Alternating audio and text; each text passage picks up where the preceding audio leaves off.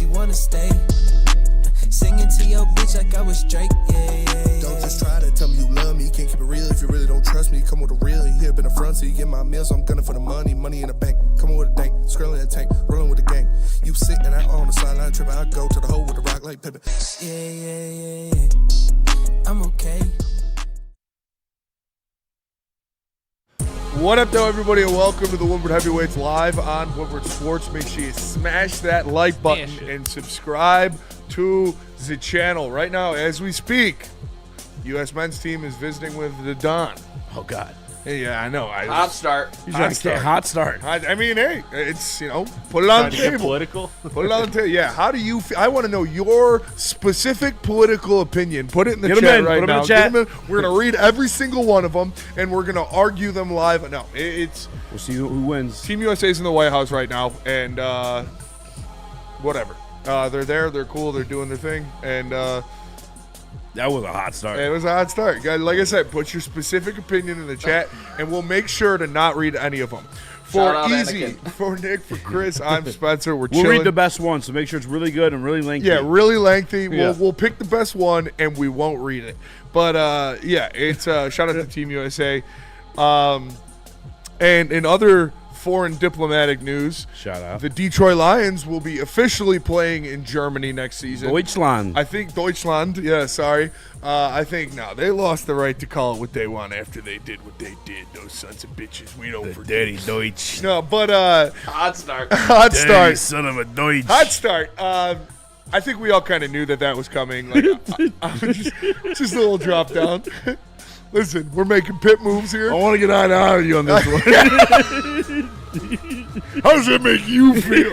No, Amon-Ra's like the NFL's ambassador to Germany or whatever. He speaks fluent German. So after we heard the announcement that they were going to officially be overseas next year, I feel like everybody knew they were going to Germany. Now, they're doing a game in Germany.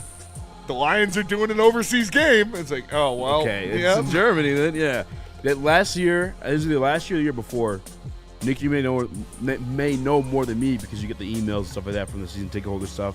They have a German mascot, like a German version of the Detroit Lions mascot. Yeah, it's like Rory with a faux hawk. And it's he's kind of sick. Yeah. His name's like Leo Lowe or something like that? Colored, like. Whoa! What's wrong with that, Nick? Hot start. No, it's like I don't think you can yellow. say that anymore. Why do you say it like that, dude? That's weird. I mean, I've never been to Germany, but no. All jokes aside, I mean, I'm not thrilled. I'm not thrilled about just as a bear. You knew it was coming, but I'm not thrilled about this German shit. I'm gonna tell you straight up. Why? For the reason we're losing a home game. The Lions lose a home game. Yeah, I mean, let's just talk about it. This is a season the Lions need to get back to the playoffs. And this just takes away a home game from all the fans who, they finally did something well. They didn't raise the prices. Boom! We wonder why they didn't raise the prices? What? Because of taking one game and putting it in fucking Deutschland. Yeah, exactly. I kind of want to go. I'd love to go. I don't know if I can afford to go. I can't afford to go. How much are those flights? Can't even go. I'm trying to look for flights down to Florida and Austin right now. Not affordable, boys. That's in U.S. Because I got a Delta card for a reason. I've been racking up miles. You got a Delta card? Yeah. Oh, that's the best. I've been racking up Sky Miles because I want to go to Europe next year. Especially, I want to go to Italy, really. But going to Germany for Lions game / Beer Fest, either or. Yeah. That would be fucking. Or if it's during Beer Fest. Somebody look up when Beer Fest is. It's like. I think it's October, right? Oktoberfest? Like the first week of it could be. That's football. That's football time. That could be a thing. Well, Oktoberfest is from September 19th, my birthday. Shout out. To October 4th. September 30th. So my birthday, dude. Birthdays in Germany for Oktoberfest. Catch a Lions game? Are you fucking kidding me? Shout out. Somebody needs to sponsor that. Let's go. Nick, how about that mascot? He's colored. I'm not too cool with this German thing. Crazy. Zionism to start the show. But Let's bring it back to. We gotta find a picture. so- Did you know No, it is Deutschland, but we just call it Germany because we just never gave a fuck. Yeah, because Call it we're anything America else. and we Hell call it yeah. what we want. That's crazy. Why would they never correct us? Everybody else calls like everything like. Everybody calls us the United States. Yeah. USA, United States. It's not something else. We call you whatever we want. Because we're the fucking kings of hockey. Because we own hockey. Because we beat you in 2 world wars. And we did win 2 world wars. We can call you what we want. But What is going on in this fucking... Okay. shout out to Better's Burgers. Better Dude, Burgers. Better Burgers. You put the Better, wrong one better on. Burgers, brother. Better Burgers, brother. They so new burger spot moved in over right where what Hunter House used to be. The artist formerly known as. Artist formerly known as Hunter Which, House. by the way, I guess there's like a lot of like, because Hunter's Burger's been there forever. Old Hunter school House, spot. yeah. Hunter House, yeah. Forever. So like a lot of people are upset they left and this Better Burger came, so they're like giving them bad online Rating reviews. bombs. Yeah. So we went to go try it. They're fucking better than Hunter House. Way better. That's crazy to me. Yeah, it's like If you are any of those people, go eat them. Go check it out. yeah. That The breakfast shit's sandwich. fresh. Honestly, the breakfast sandwich was insane. Fucking crack. And everything's fresh. That was the biggest takeaway was the bun was fresh, the meat was fresh, and it was real bacon. Food. Yeah, real food. bacon, like not the microwaved pre-cooked bacon, like real thick cut bacon. Real sausage. Yeah. Because I'm not gonna eat fucking sausage unless it's like that shit. I love sausage. But Pause. see, I don't because you don't know what type of sausage you're getting. Yeah. Like I go to McDonald's, that sausage, no, I'm good. I'll That's demolish not sausage patties or sausage links. Wait, so are you like any type of sausage or? Yeah. Okay, Yeah. that's fair. Then Sausage you can say patty. I love I sausage. prefer sausage links. The one thing I didn't want to get greedy with over there with is that's what that felt like. By the way, there was like sausage link patty. Yeah. Almost. It was, I don't know. Either way, they also got hash browns. They're open 24/7. That's like the go-to spot. 2 o'clock around Birmingham, you're stumbling across the fucking street. Yeah, By Woodward. 24/7. That is a spot for sure. And I know I want to get greedy. I want to try their fucking. Is this a place hash I brown should patty. go to House of Burger easy? Huh? Is this Yeah. a place I should go to House of Burger? Is that what Yeah, you're saying? yeah. Is that what you're telling me? Drunk Chris could probably house 20 of those. They're better Oh, size. they're sliders. They're No, sliders, not. but they're Well, like kinda. bigger. They're bigger, yeah. So like how- they're So real- they're mini burgers. How the intern described it, one of the interns described it very well. He said, like, Hunter House used to be there, and she, shout out Emily, she said, like, Hunter House, is like the sliders, typical sliders, like a White Castle. Greasy, fucking. These stomach. were more like Shake Shack level burgers. Yeah. Like better quality. real- like they're real burgers. Like diner burgers, Yeah, not diner like a burger. slider, but they're still, they're not full big ass burgers. That's a diner burger. That's Yeah. it. But like, Oh, dude. but still fresher than a diner. Really burger. good. Just good burgers. Yeah. But my favorite thing, we tried the burger, we tried the fries. Fries were second for me. This breakfast sandwich. The breakfast sandwich was elite. Phenomenal. Yeah. Phenomenal. And I'm not even a big breakfast sandwich guy. I am.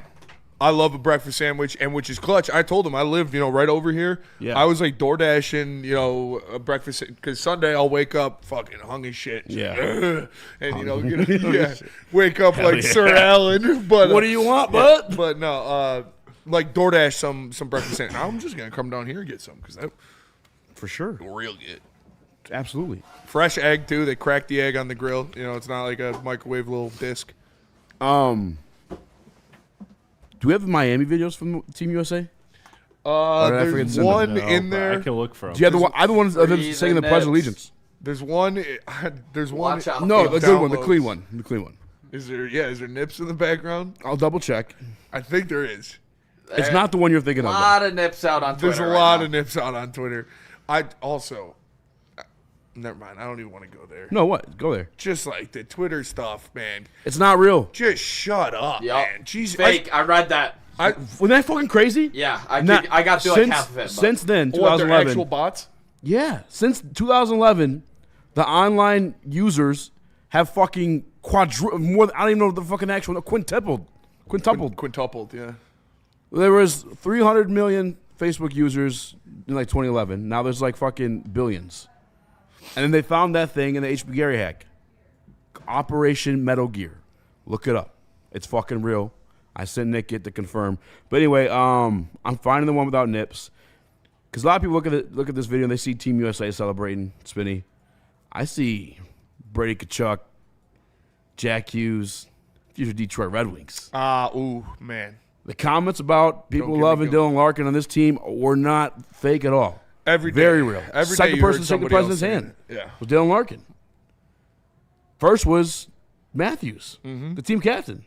Dylan Larkin, second in line. Larkin was the first skater on the ice after the goalie in pretty much every game. I talk about how he's asked to do anything and everything, killing off a 5-on-3 against Canada. Tage Thompson goes down. He's playing power play 1 against Sweden.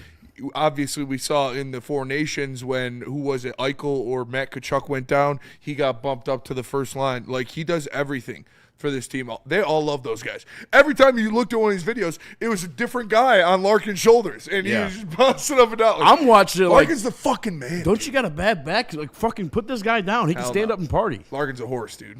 He is. And, by the way, good to go for Thursday. Yep. Of course he is. Been partying for 3 days straight. I don't know. I mean, Oh, he's ready to go. yeah, I guess. Gold medal? I'm not going to expect. Maybe off the high. Yeah. I'm taking Larkin for a goal in that game. I'll take him for a point. That's my fucking I'll take it for a captain. Hattie. Take him for a fucking Hattie, dude. Why not? That's fucking cap. That's a real Captain America. Let's go. I All sent the the videos Pledge of coming Allegiance out. and confirmed no nips. Okay. I saw somebody salty. Jack Hughes took a picture with a baddie. Said Tate McRae better be careful. Dude, I literally I'm saw like, somebody. Come on. I saw somebody post like, I can't believe they're in a strip club right now. I was like, what do you? Everyone's got This is your something first to day bitch on about. planet Earth. Like, you can't believe There's so many people there. that a championship team went and celebrated in a strip club. Were you literally born yesterday? Every single championship of my entire life, those guys go to the strip club right after you. I'd call D-Mac right now. Like, it's Lindsey Hunter nothing confirmed. new here. First gold medal in 46 years.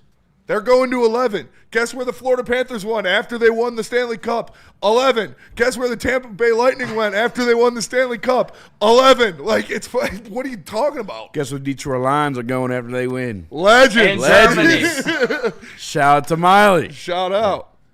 Guess what? Yeah, guess where the Detroit Pistons are going to go after they win a championship? Legends. It's what happened.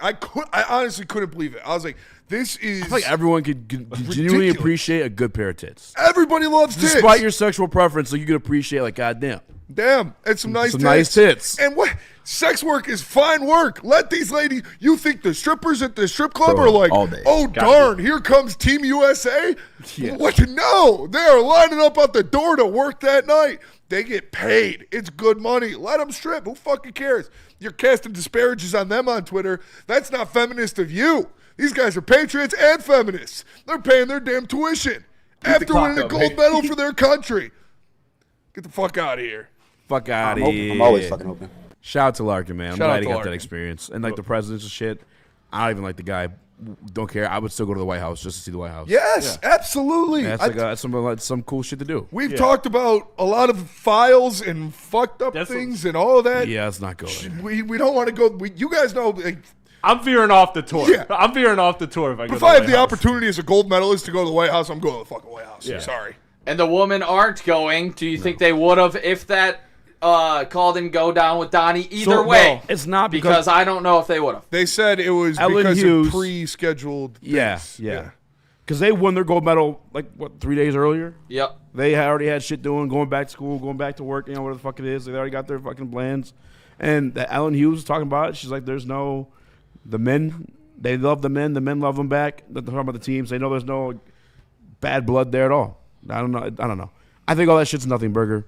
I know that shit's a nothing burger. How about that? It is a nothing burger. The internet's full of fake accounts. That's what that shit is. And Jack It's Hughes, engagement. I love Jack it really Hughes is. saying I'm not bullshitting you. Jack Hughes went up there and he was like, they know how much we appreciate and rooted for them and how proud they Yes, are. yes, Like, that's what I was we trying were to say. there rooting for them. They were there rooting for us. These guys and girls just spent, a fucking month together in the Olympic Village? Yeah. You think that they hold any animosity towards these guys? Like, stop just... They all grew up and play the same arenas and shit like that. bro. Like, yeah. Like, it's just miserable ass people. Like, looking to be upset about something. It's fucking bots, dude. It is bots, too. Let's look it up. Google it during commercial break. Operation Metal Gear. You ain't got to go home, but you got to get up out of here. Did Crazy Facebook do the same? All right, we're going to go to break. We're going to come back, and we're We going to got- talk all right, about the biggest news out. Big left tackle, Taylor Decker, officially announces he's coming back to the Lions. We're going to talk about that coming up next. But first, Let me tell you about Planet Fitness. Planet Fitness is the home of the judgment-free zone where we mean everybody, can get a full body workout in 30 minutes in the 30-minute circuit. And all memberships include fitness training. You get all that for just $15 a month, or you can upgrade to the Black Card and get use of amenities like hydro massage, total body enhancement, and access to over 2,700 locations worldwide. Join in club or online at planetfitness.com. Planet Fitness, where your fitness is essential. Get ready for the ultimate sports experience. Join former University of Michigan star and NFL sensation Braylon Edwards alongside the charismatic Shep. Braylon Edwards, touchdown Michigan! As they break down the latest in sports like never before. Tune into the Braylon Edwards Show with Shep. Touchdown, Braylon Edwards! Weekdays from 2 to 4 p.m. only on the Woodward Sports Network. Don't miss out on hot topics, insider insights, and the banter that keeps you coming back for more. How do people feel about getting a Planet Fitness membership for $15 a month? How do they like working out in a clean and spacious gym that's filled with equipment for every workout? And how about free fitness training in the judgment-free zone that leaves them feeling energized all day long? Join Planet Fitness today with the free PF app, online or in club, and start getting that big fitness energy for $15 a month. We don't like to brag that we are the toughest sports network in Detroit, but we do have a guy named Darren McCarty on our side. Woodward Sports.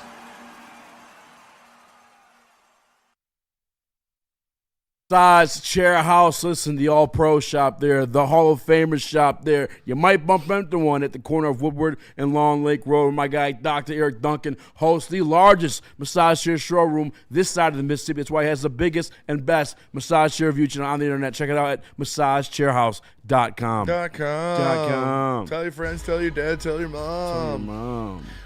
Shout out to Nice, easy. Dr. Eric Duncan. And again, shout out to Better Shout out to Burgers. Dr. Eric Duncan. And Jesse for buying us lunch. Better Burgers. And Jesse. He paid? So, what was sweet, real quick, before we get into Taylor Decker, he's not listening right now, but we go over there. I was talking to the waitress and stuff, and I was like, we're doing a food review, and we're going to pump you guys up a little bit, and our friends, told us to come over here and try it, so we did. And I was like, I ordered whatever, and she's like, no, you're fine. I was like, no. This is my boss's card. I'm paying for it. So, I paid for it. They were going to give it to us for free, but shout out to them. Shout out to them. So I know we got clout. Heavy's just going places to get free food. Shout out. That's true. That's how you know you made it. If I can get, I'm getting free booze, free food, and free weed. I Free fucking relaxation. made it. Relaxation. And It's free true. That did relaxation. happen this week. Yeah. Holy shit. Shout out. Shout out. Shout Hyman. It's It's a full ass life right there. full ass. Well, I mean, what else could you ask for, really? Well, that's the other part too. Is like we did the Better Burger video, and then Brendan and everyone's like, "Oh, great job." Like, I just ate a fucking burger. It just ate a burger, and told you how it tasted, and it was a really good. It was burger. really good. So Yeah. it tasted good. If the show wasn't good, what the fuck is this? I'm a star. You expect me to eat this garbage? You know who the fuck I am? No, but I'm never gonna fucking pump the tires too much. You got to pay your dues eventually, but yeah, that was a really good burger. Yeah, I gotta be honest. There hasn't really been an experience yet through doing this that like It hasn't been good. Yeah. Yeah. There's one place actually, Yeah, but it's got some good stuff. it's got good stuff. It's It's just just cursed. Yes. Easy thinks this place is cursed. It's fucking cursed. It's fucking cursed. But you know what's not cursed? and expensive. You know what's based? Is Detroit Lions left tackle Taylor Decker announcing on his Instagram today that he will be returning to the team for the 2026 season. Now, I still believe you need to draft a left tackle, and I still believe you need to draft a left tackle early. Yeah. I look at Monroe Freeling even more, whether it's 17, if you can maybe get him in the second, maybe you trade back and you get him in the late 20s. But I think he would be a great replacement because we talked about these different guys. A Jennings Dunker, the guy from God Utah. damn. Yeah, shout out. Wow. Shout out. The guy from Utah, Fanu. Yeah. All of these guys that are like, maybe they're going to play tackle, maybe they're going to play guard. That's not the guy I want. I want a guy that is going to be my left tackle for the next 10 years. I want a guy that is going to be a left tackle, not, okay, maybe he'll play guard, maybe he'll play there. And Monroe Freeling is the guy that projects to be a no-doubt tackle. He's big, he's 6'7", 315 pounds, he's got long arms, he's got a good get-off and good stride, but he didn't have all of the type of experience at Georgia. He was kind of just thrown into it. But with Taylor Decker coming back for another season, you can draft him, cultivate him. Boom, there's your left tackle when Taylor Decker retires next year. But I'm happy that Taylor Decker's back because we needed him. Yeah. And we didn't talk about it on this show because it was never a conversation. To all the clickbait artists who want to type in, should the Lions cut Taylor Decker, or Lions should cut Taylor Decker, all that nonsense was nothing but nonsense and absolute bullshit. Was never going to happen. All right, he's one of the top 15 left tackles in the National Football League. You're going to keep a guy like that on your team. Yeah. This team, in general, needs the offensive line to be successful. You're going to keep that guy on your team. It's not as rare as quarterback, but it's definitely up there. It's one of the highest paid positions for a reason. Left tackles, at least especially a quality one, is hard to find. They are. You're not just fucking letting go of Taylor Decker to save $12 million. No. And you're talking about $20 million, $30 million, anything above that, maybe. You kind of sound like Stone Cold. Thank you. But to save $12 million, you letting go of a top 15 tackle in the National Football League? No, absolutely fucking not. He, by the way, cashed in the top 15 season with a half a fucking shoulder. Yeah. Contemplations of retirement. Like, show some goddamn respect. I'm thankful he's coming back. You should be thankful he's coming back. I know goddamn right Jared Goff is thankful he's coming back. Yeah. And Brad Holmes too. Because you're not just trying to throw a rookie in there at pick 17. All due respect to Monroe Freeling, even if he is the pick. Yeah, no, you don't want that. You don't want to have to play the rookie. And I'm so glad that Taylor Decker's coming back. You guys know. Look at the rookies in the Super Bowl for the Patriots. Yeah. Got fucking cooked. Got cooked. And you need the veteran presence, and you need the leadership with a young offensive line already. Obviously, Penei Sewell in there, but when you're adding possibly another first-round pick to that offensive line, you would like to have more leadership in there. And anybody that was ever assuming that Taylor Decker was going to get cut is just stupid. Like, this, not only the level of play that he produces with, but who he is in accordance to this team, to this locker room, to this coaching staff.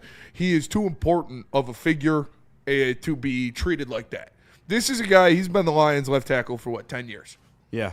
He's the longest tenured player on this team. He's logged the most snaps on this team with the Detroit Lions. And like we said, it's not like he's just completely awful like everybody likes to say he is because they thought he was retiring.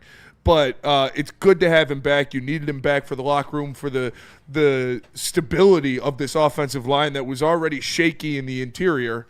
It's good to have him back. He's logged some of the most offensive snaps since he was drafted. And it's been him, Jared Goff, Kevin Zeitler, and I forget the fourth person. But if you go to his Twitter, it's the first retweet on his page. Yeah, okay, it's Kevin Zeitler, Jared Goff, Taylor Decker, Graham Glasgow. The most offensive snaps since 2016, Taylor Decker. Yeah. Shout out. Shout out. One thing about Taylor Decker, I mean, without a doubt, this raises your ceiling just for 2026 that you can actually go out and compete for a Super Bowl. I think that's just a fact where you're not putting a rookie into that position. But even, something that's going to happen, faster than the season is free agency and the draft, fellas. And you are never going to get a left tackle in free agency, just flat out. They don't hit the market. What's the reason Taylor Decker never hit the market? Because he's a good left tackle. Yep. Teams don't allow that to happen. Taylor Decker coming back is massive for not just, this team moving forward, but for the draft. And I think we don't have to now reach exponentially up for this left tackle if there's not one there. The Detroit Lions won the last game of the season against the Bears to get to 9-8, and what they did with that win is go from 13th to 17th. I think that kind of took them out of the range for the elite tackles in this draft. So now you don't have to go out and draft and, really use a pick where you could get a borderline elite, defensive player on a maybe average to good prospect at tackle. I do think that this opens up a lot more things for Brad Holmes in the draft moving forward. Do I think they should address it still? Yes, I do. But it doesn't put them in a situation where they absolutely need to reach for a left tackle in this draft. Yeah, and good left tackles, by the way, for the people who want to save the money, all that other bullshit. There's not a free agent tackle on the market right now that's better than Taylor Decker. Yeah. It would have been the dumbest thing you could have done. And would have been cheaper. Like, also, too. Yeah.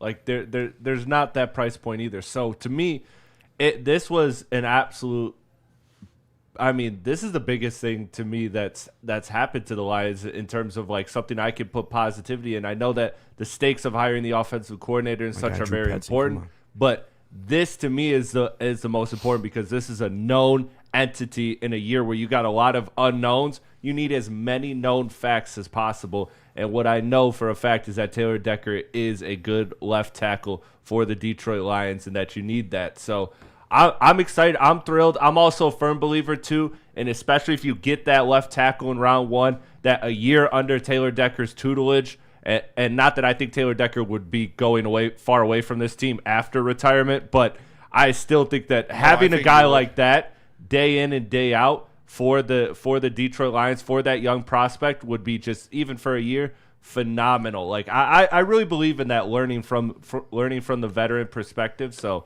I love it for all assets. Yeah, and I don't know. I'm just happy. I'm happy that my guy's back. Dude, I love Taylor Decker. You don't think again?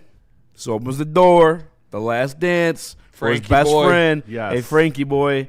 Come on, man. Last Stop dance. it. Has to. Stop Let's get it in. Stop it. I'm not gonna stop it. I'm not stopping it either. He tried coming back. He did try to come back. And I'll tell you what would have stopped it is if Taylor Decker retired.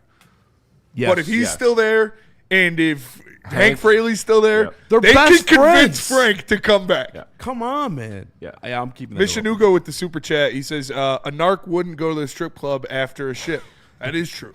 A narc would not go to the strip club after a ship. I love the strip club. It's called. Listen, back in club's the a day, great trying place. to make a boys Great always like, place. let's go to the casino. Go to the casino. Why am I gonna go? I know I'm gonna lose. Yeah. I'd rather go give it to a lovely young lady who needs it. One of the last interviews Goff had Great food, with too. the flagship Yeah. on Frank Ragnow, it was the end of 2025 in December. He said, Jared no, Goff. I don't think that is in the cards at all. Jared Speaking Goff? on Frank Ragnow next season. Don't give a fuck. I really don't give a fuck. Yeah. He's coming back. He's coming back. He's coming I'm back. not going through this fucking song and You dance gotta again. believe. You're gonna go through it. Yeah. He's I thought coming we were- back. Nick's just Debbie Downer. I Debbie thought Downer we were Nick. going to the Super Bowl when Frank Ragnow was coming back before the Yeah, He but end. literally fucking He- tried coming back Yeah. last season. And his I quad know. was torn off his body. While he was fucking hurt. That guy's nuts. How is he supposed to know that? The quarterback of the team literally said, no, I don't think that's in the You know cards at who's all." more If important it than the happens- quarterback? if Taylor it, Decker. But in season, he said that shit too. Yep. Yeah. If it happens, He's I'll like, say Taylor something. Decker's not coming to save us. I can't hold Or my Frank hat Ragnow. on Frank Ragnow. I gotta. You gotta believe. No way. Well, Well, no, you're they're not still gonna. signing- We yeah, can't. you're Well, still- Nick, you're not gonna hold your head. And on that's as long as why they address the you signed position, Wyatt but Teller. He's coming back. You signed Wyatt Teller. Is that the actor? No, that's Wyatt. No, Miles. Miles Wyatt Teller. Teller. Yeah. Why you signed Wyatt Teller to a big deal? Put Tate at center, and then when Frank's ready to come back, you just move Tate to guard, put Frank at center, and you've got Tate Ratledge, Frank Ragnow, and Miles Teller to go with Penei Sewell and Taylor Decker. Dude, what if Miles Teller Wyatt really Teller. became our fucking starting God, center? damn it. No, but I'm just saying, Okay. I would pay for the guard, keep the spot open for Frank return. Brad Holmes talked today. He said that Tate may hold it down. I think Tate's going to be your center. I think they're going to pay big money for a guard, maybe Wyatt Teller, hopefully Wyatt Teller. And then when Frank's ready to go, week 15, week 14, then you just move Tate over to guard, Frank at center, and you have the best offensive line in the league. Center's more important than we realize too, because who will also contemplating retirement? Graham Glasgow. Graham Glasgow. We'll know by March 10th. Check it out. Check it out. Yes, sorry. check it out. For Checking sure. it out. I just don't want that to Love be Graham to be something back. that Good this backup. organization is like desperate for again, because obviously they were last year when Yeah. we were desperate for a Frank Ragnow You will be return. desperate He for didn't Frank come back. Ragnow whenever you step on the field Yeah. because he's one of the best centers in Yeah. like Who is team's retired. history. You ever have an ex But who's still got that under fucking- contract. She got that super puss, dude. Yeah. It's like, yeah, I'll take that whenever. You know what I'm saying? She calls you, oh, yeah, I'll do it, I guess. for sure. I mean, I guess. Yeah, I'll drive to you for sure. I'm saying this team still needs to address, I would got say, that center super puss, in dude. free agency. This You're team gonna needs always to want it. address the They're center. not, signing Linderbaum, I'll tell you that. Yeah, he's got offered a market setting. He got deal. offered Check a out. historic contract. He's But- staying in Baltimore. Well, what I'm saying to you, though, is because of his retirement, this is the last dance. He's not going to come back and stay here. They're still going to address the position. It's still a position of need going forward. So Charles Bosnick with the super chat. Y'all think Goff has become somewhat of a diva? Easy. No. easy. No, I think, Yeah, I do. I think he's more vocal than he was in Los Angeles, but I don't think he's a diva. Listen, I think he's a fiery guy, and we should like that about the leader of your team. He's One of the leaders of he your team. claps back for You sure. know, like but- he may not show it all the time, but like in the times we need it, or the fact that he has it in him, like and he always plays. He sure. doesn't bitch about injury. He's never thrown anybody under the. When I think of a diva, I think of somebody that's like throwing people under the bus. Goff he's a think ride of or die A.J. for Brown. his teammates, man. I think he's just I think of sassy. AJ Brown when I think of a diva. Yes, yeah. But like Goff would never like- do something like that. And the example I know that he's probably thinking of, or one of the examples, is when they're like, yeah, a lot of fans are doubting you on the flagship. You know, he had that interview, and he's like, what? They're doubting us. They shouldn't doubt us. Blah, blah, blah, blah, blah. He should get pissed off. Yeah. I want him to be pissed off Yeah, about that. if I was you want to getting doubt me, interviewed- motherfucker? I'll show you. That's what I want. Yeah. If I'm getting interviewed and somebody's like, hey, they're doubting the Woodward heavyweights, I'll be like, well, fuck you then. Yeah. So, I'm going to show you. yeah. I'll show you how great I am. I'll show you all. See, that's Muhammad Ali's fucking mindset. Yeah, I want my quarterback pissed off. I'm going to eat his children. There you go, Easy. Look at the growth. Jared Goff now being compared to Muhammad Ali per Easy. That is true. That is growth. Ah, guys, gross. to Who hear would out win the loud. fight? Muhammad Ali? Yeah. Or Jared Goff? Yeah. But, like, Jared Goff. What do you mean? He has the power of fucking That's true. Jesus. He just throws a lightning football bolt. through. Lightning bolt. Yeah. Like, 20 years after retirement. No, all right. Let's go to break. Rest in peace, Muhammad Ali. Rest in peace, Muhammad Yeah. Ali. Dead Muhammad Ali beat Jared Goff there. Yeah, I was going to say Muhammad Ali right now or Jared Goff. Jared Goff would shit his pants. Tell us. Yeah, I mean, I probably would too. I'm scared. Yeah. I'll Let me watch tell you a game about of this. Sharon's. You don't have to worry about ghosts because Sharon's will fix your air conditioner. Nice. Sharon's Heating and Air Conditioning. Yeah. Visit them online at SharonsHeating.com. Schedule online, get free instant quotes, and check out all their financing options. Sharon's Heating and Air Conditioning. They've been servicing Michigan families for over 40 years. Go check them out. Go to SharonsHeating.com. No one gives away more cash and prizes than Woodward Sports. You don't believe us? Here's our latest $10,000 winner. You know, you guys posted, hey, if you guess all this stuff right, we'll give it's $10,000. I'm like, okay, well, why the hell not? And the winning doesn't stop there. How about our Outkick Your Coverage winner? I think you won. We got This guy's got a hot girl. Bigger prizes, bigger giveaways, cash, merch, tickets, and more. All from the biggest sports network in Detroit. No one does it bigger and better than Woodward Sports. Make sure you're following, liking, subscribing on Instagram, Facebook, X, and YouTube for your chances to share in the winning. From Detroit's #1 sports network, Woodward Sports. It's game on at Art and Jake's. Wings, burgers, pizza, and ice-cold drinks served up with attention to detail. Wall-to-wall TVs, great service, and a vibe that keeps your crew coming back. Art and Jake's, a sports bar setting with a fine dining flavor. Big injuries, big news. Twice a week, Dr. Jeff Pierce from Michigan Sports and Spine joins Woodward Sports Network for the Injury Insider Report. Big D Energy Tuesdays at noon. Braylon Edwards and Shaq Thursdays at 3:30. Get expert analysis and in-depth breakdowns on the latest sports injuries from the man trusted by top athletes in the community, like D-Mac. Whether it's the Lions, Pistons, Tigers, or Red Wings, Dr. Pierce talks us through it all. Don't miss the Injury Insider Report with Dr. Jeff Pierce, your go-to source for understanding the impact of injuries on the games and players we love. Only on Woodward Sports Network. Scan the QR code on the screen or go to MichiganSportsandSpine.com to see if Dr. Jeff Pierce can help you.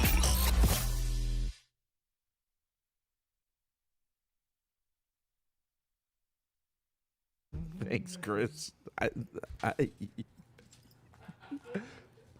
You're a real piece of work, pal. I'll tell you that. But you're not as nice as Art and Jake's. All right, that's my spot. I'm there for the UFC fights. I'm there for football from Saturdays to Sundays. That's my spot. But also, they just became the premier sponsor for the Romeo Lions Club of St. Baldrick's Festival, happening March 14th in downtown Romeo. It's an incredible event where brave volunteers shave their heads to go fund childhood cancer research. All right, you can check out and get involved at romeosb.com and get your head shaved. Or if you want to keep your luscious locks, you can still give back.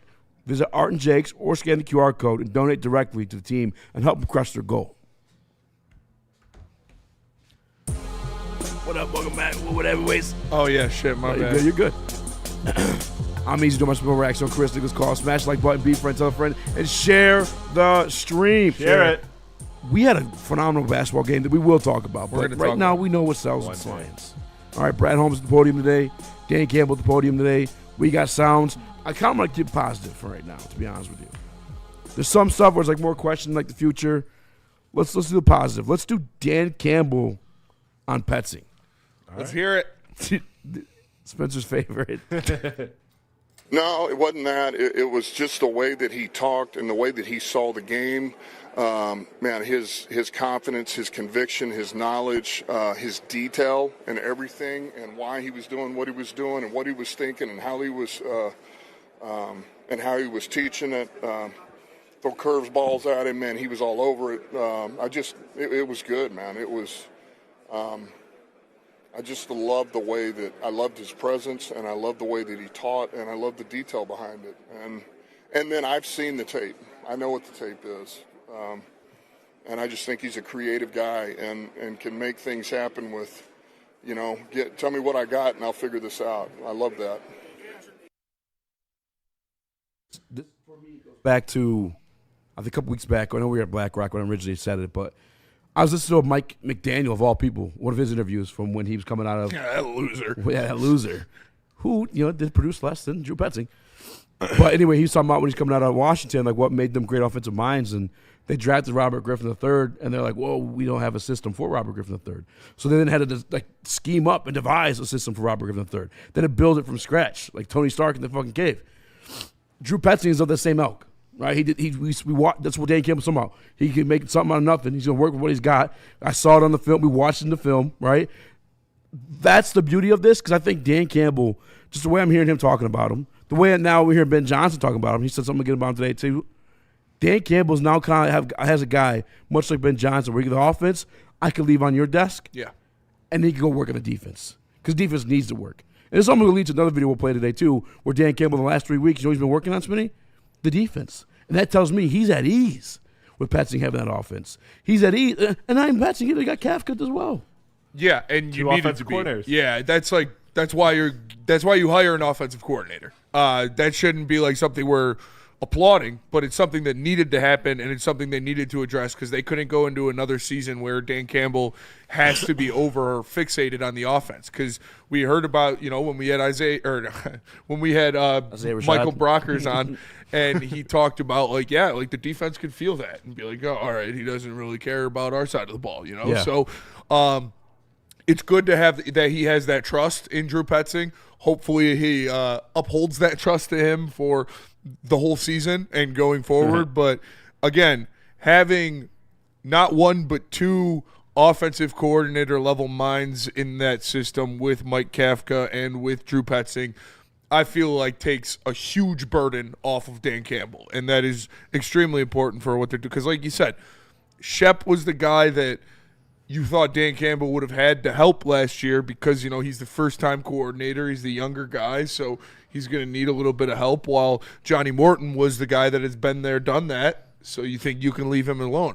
Nope, turns out he's a big horny bastard, and he couldn't figure out the offense, right? He's just too worried about watching Jerkmate Pro in the press box.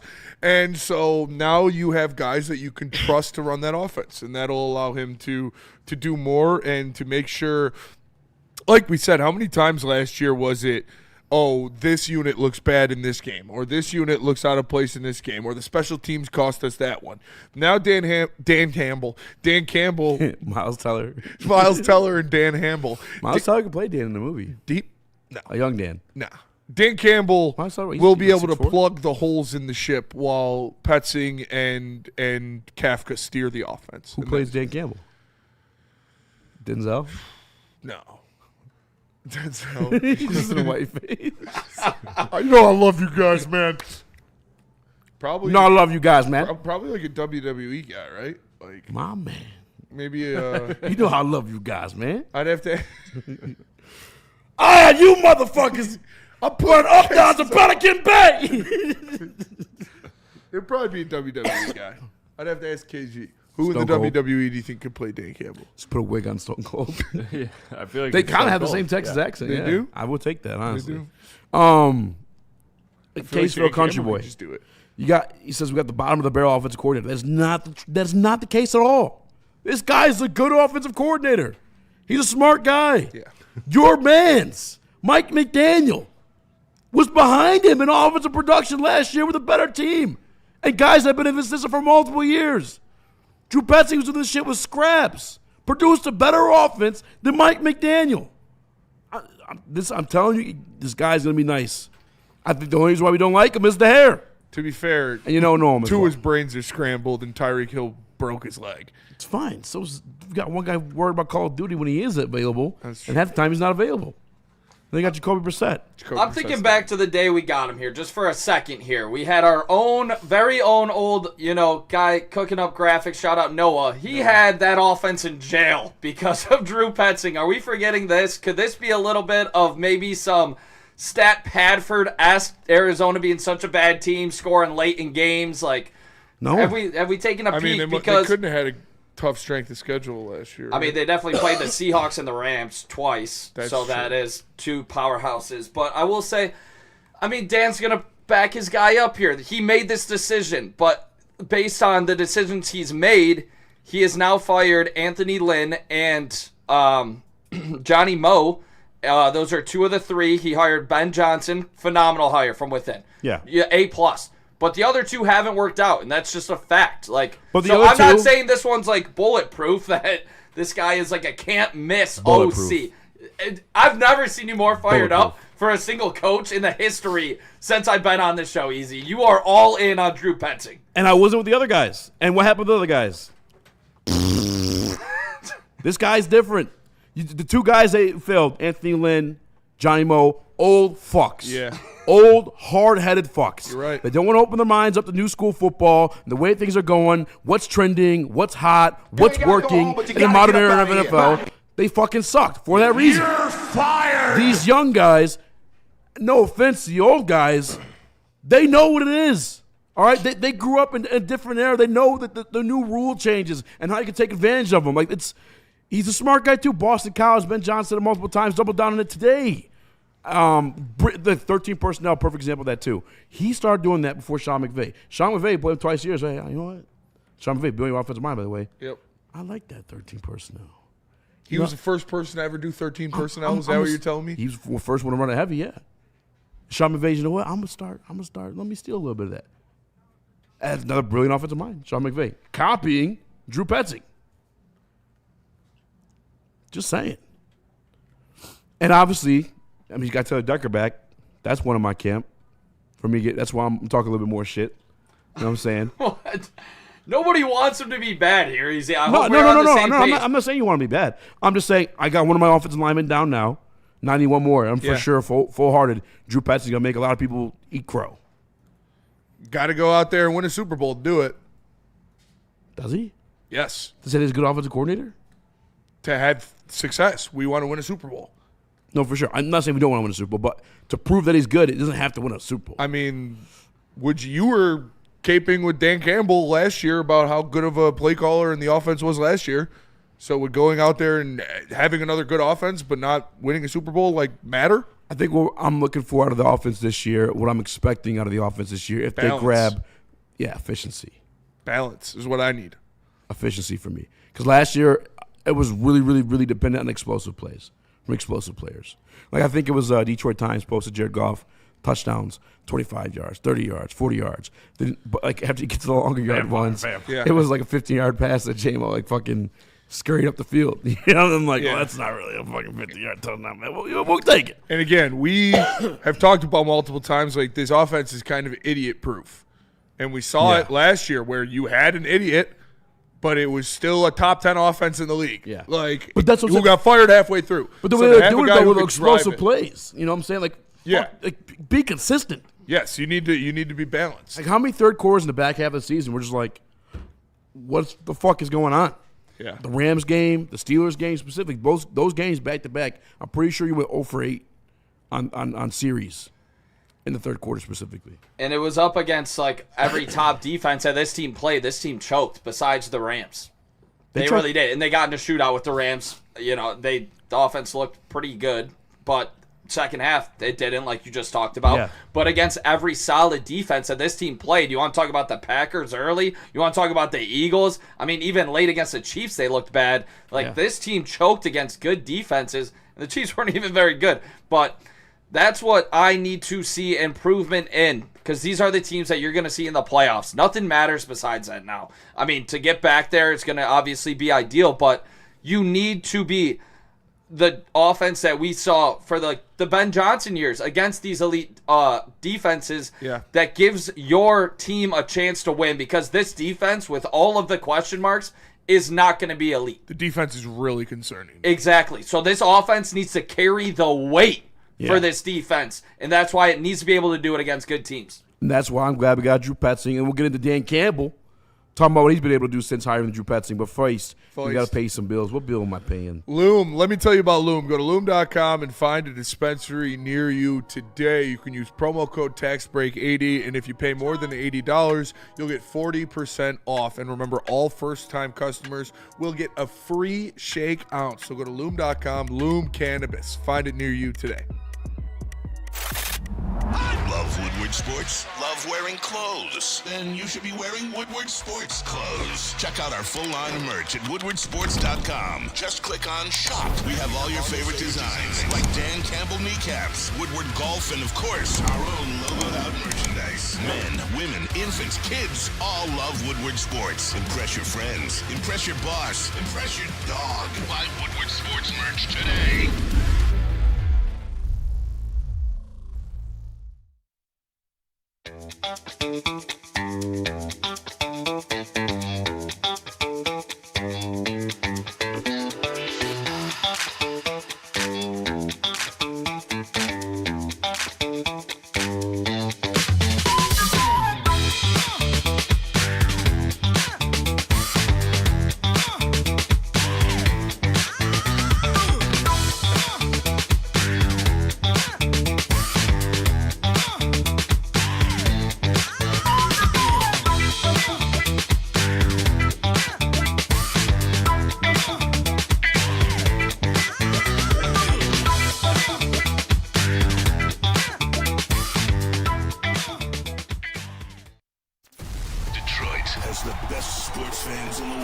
That's why they deserve the best sports coverage in the world. We are the Woodward Sports Network. Buddy's Pizza is home of the original Detroit-style pizza and has been that way since 1946. So make it a Detroit-style watch party with Buddy's Pizza. I'm talking not just the pizza, but they got the salad, they got bread, they got pasta, they got everything you need. So when you get that catering order and you spend $200 or more, you can save 20% with the promo code Woodward20. That's Woodward20 to save 20% or more. And make sure you are participating in their box contest that they got running all year long. And then also stay tuned to their rewards program, because they got a bunch of dope rewards rolling out all 2026. It's Buddy's Pizza, the original since 1946. Check it out. Check it out. What up, though, everybody? Welcome back to the Woodward Heavyweights live on the Woodward Sports Network. His Speakeasy. We got Nick Kohloff. Tailgate wins in the sound booth. Chris Platte Pods on the ones and twos. Platte Pods? Platte Pods. Real quick, case for country, but maybe I shouldn't waste my time doing this. I don't know. No, you shouldn't. I read it already. He says, why were Kafka and Patsing able to win the previous teams if they're so fucking great? Did Bill Belichick get fired like twice? Yeah. With the Browns and the Jets. And then he's what, the best coach of all time? Yeah, they're. Look how bad he is in North Yeah. Carolina. No, I'm kidding. Yeah. Dan Campbell was in Miami once upon a time. Actually, head coach for a brief moment. Was he successful? No. Your boy, the guy that you want, Mike McDaniel, was in Miami. Was he successful? He was not. Chill. Context matters. What are we doing, boys? Don't take shots at my Dolphins, all right? Hey, I'm thinking.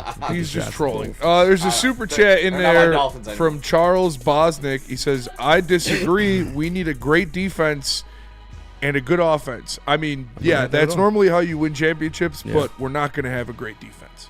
And we've got a great offense. We just need somebody to drive it. But like we talked about, having Taylor Decker, if you're just joining us, Taylor Decker has officially announced he's returning to the Detroit Lions for 2026, which is some good news. And it's good that he, Brad Holmes kind of went out there in the media today and said, we'll figure that out soon. He's going to give us an answer in the next couple weeks. And like a fucking Royal Rumble, Taylor Decker posts on his Instagram. He says, I'm not fucking leaving. That was kind of dope. So, yeah, he said he said they beckoned and I heeded the call or something like that. And so the big fella's coming back for another year, and I love it. You guys know how I feel about Taylor Decker. He's the fucking man. He's the man. So it's good to have him back because he's also still a very good left tackle in the NFL. And Dan Campbell and Brad Holmes talked to the media today. We just got done talking about what Dan Campbell said about Drew Petzing and Mike Kafka. And I alluded to, and Easy alluded to, having offensive-level coordinators like Mike Kafka and Drew Petzing allows Dan Campbell to focus on the defense more. And here's what he had to say about dialing into that defense that really needs some help.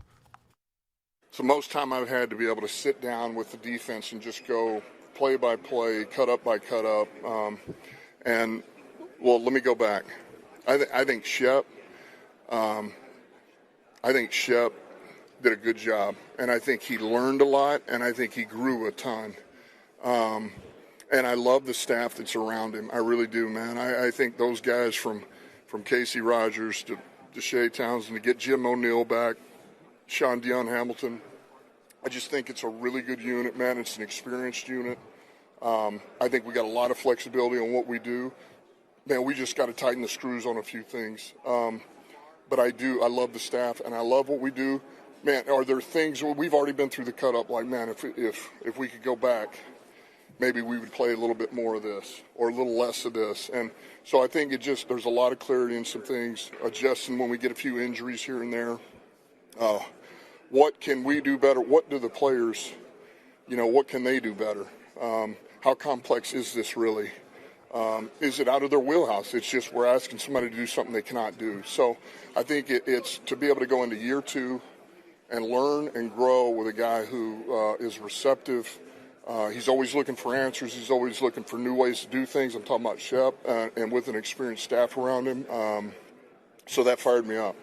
And so that really has been where my focus has been over the last, call it 3 weeks. So there you have it. Dan Campbell really sinking his teeth into the defense, helping Kelvin Shepherd develop as a defensive coordinator in the league, and trying to get that unit that was, I'll just flat out say that was piss poor for a majority of the Lions season last year into shape. We saw the flashes. We saw the game against Lamar Jackson. They looked really good. We saw the game against the Tampa Bay Buccaneers where they looked really good. But I thought that Kelvin Shepherd really did not do a good job towards the end of the season personally. So it's good to hear from Dan Campbell that he saw growth in him, because I certainly didn't. But hopefully next year, we knew it was going to be not great, right? We're your first-year defensive coordinator. We knew it wasn't going to be just this elite turnover. I thought it was going to be good. And the injuries definitely didn't help. So hopefully we see a big jump from Kelvin Shepherd next year. Yeah, I don't think everything is on Kelvin Shepherd when you look at what this defense is. The head coach ultimately is responsible for the way he wants things ran.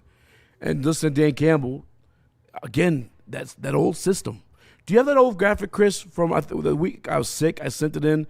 I'll try to send it if not next time I'm talking. But we ran the most 4-3 in the National Football League. The most base defense in the National Football League. Also ranked 22nd in the National Football League. Can't do that. That's the shit that we need to move on from. Yeah. You can't be happy with that. You got, again, and I love Dan, But the old school coaches got to fucking move on from shit that worked in the 90s. This is the 90s, old man. No. I was born in the 90s. I'm fucking 30 years old now. Sure you were. The late 1900s. You're on a defense from the late 1900s, brother. Yeah. We got to move on from that shit. That's where my frustration is. Because ultimately, Kelvin can't veer away from that unless maybe he negotiates with Dan and he allows him to do it for one game. He proves him right, proves him wrong, whatever he wants to do with that situation. But the other thing, too, is I think in the back end of that conversation, at least I know the one that I clipped, but he's talking about the injuries as well, too. Like, can these guys execute that? Man coverage, as you always say to me, too, you can't rely on your backups to execute man coverage. No. You need to change the scheme. I mean, that's a common phrase in football. Don't fucking scheme towards your players. I mean, don't call your scheme the way you want. Call it towards your players. Yeah, you got to scheme around your players. You can't have your players try to fit a scheme. And you're absolutely right. That was the biggest thing that I was concerned with. And I know I've said this before, but like anytime I would hear Kelvin Shepherd go, oh, we expect the next guy up to make the same plays as the guy that went down. You know, it's a next man up mentality. And, like, that's the cliche, and that's the good thing to say. And, you know, we believe in our guys, but you shouldn't expect that. You shouldn't expect Thomas Harper or Avonte Maddox or Mallet or any of those guys to be able to produce at the same level and with the same consistency as a Kirby Joseph and a Brian Branch. Because if they could, they wouldn't be fourth string or borderline players in this league. They would be all pros. So you need to adjust, especially when you have two guys as important to your defense as Kirby Joseph and Brian Branch are go down. You have to change your scheme. And that's what I need to see, the growth in Kelvin Shepherd. I need to see him growing by making adjustments mid-season and mid-game based on his personnel. That's what Dan wants. That's why he's kind of fucked. He's fucked. If Dan wants to keep running that bullshit. Remember when Dan was like, we're looking for different coordinators? I want to do the same things. You think it's Dan saying this is the scheme you have to run defensively? 100% is. That's an awful thing to say. And that really makes me upset. If that's the case, then Dan Campbell needs to change his mindset. Yeah, that's what I'm saying.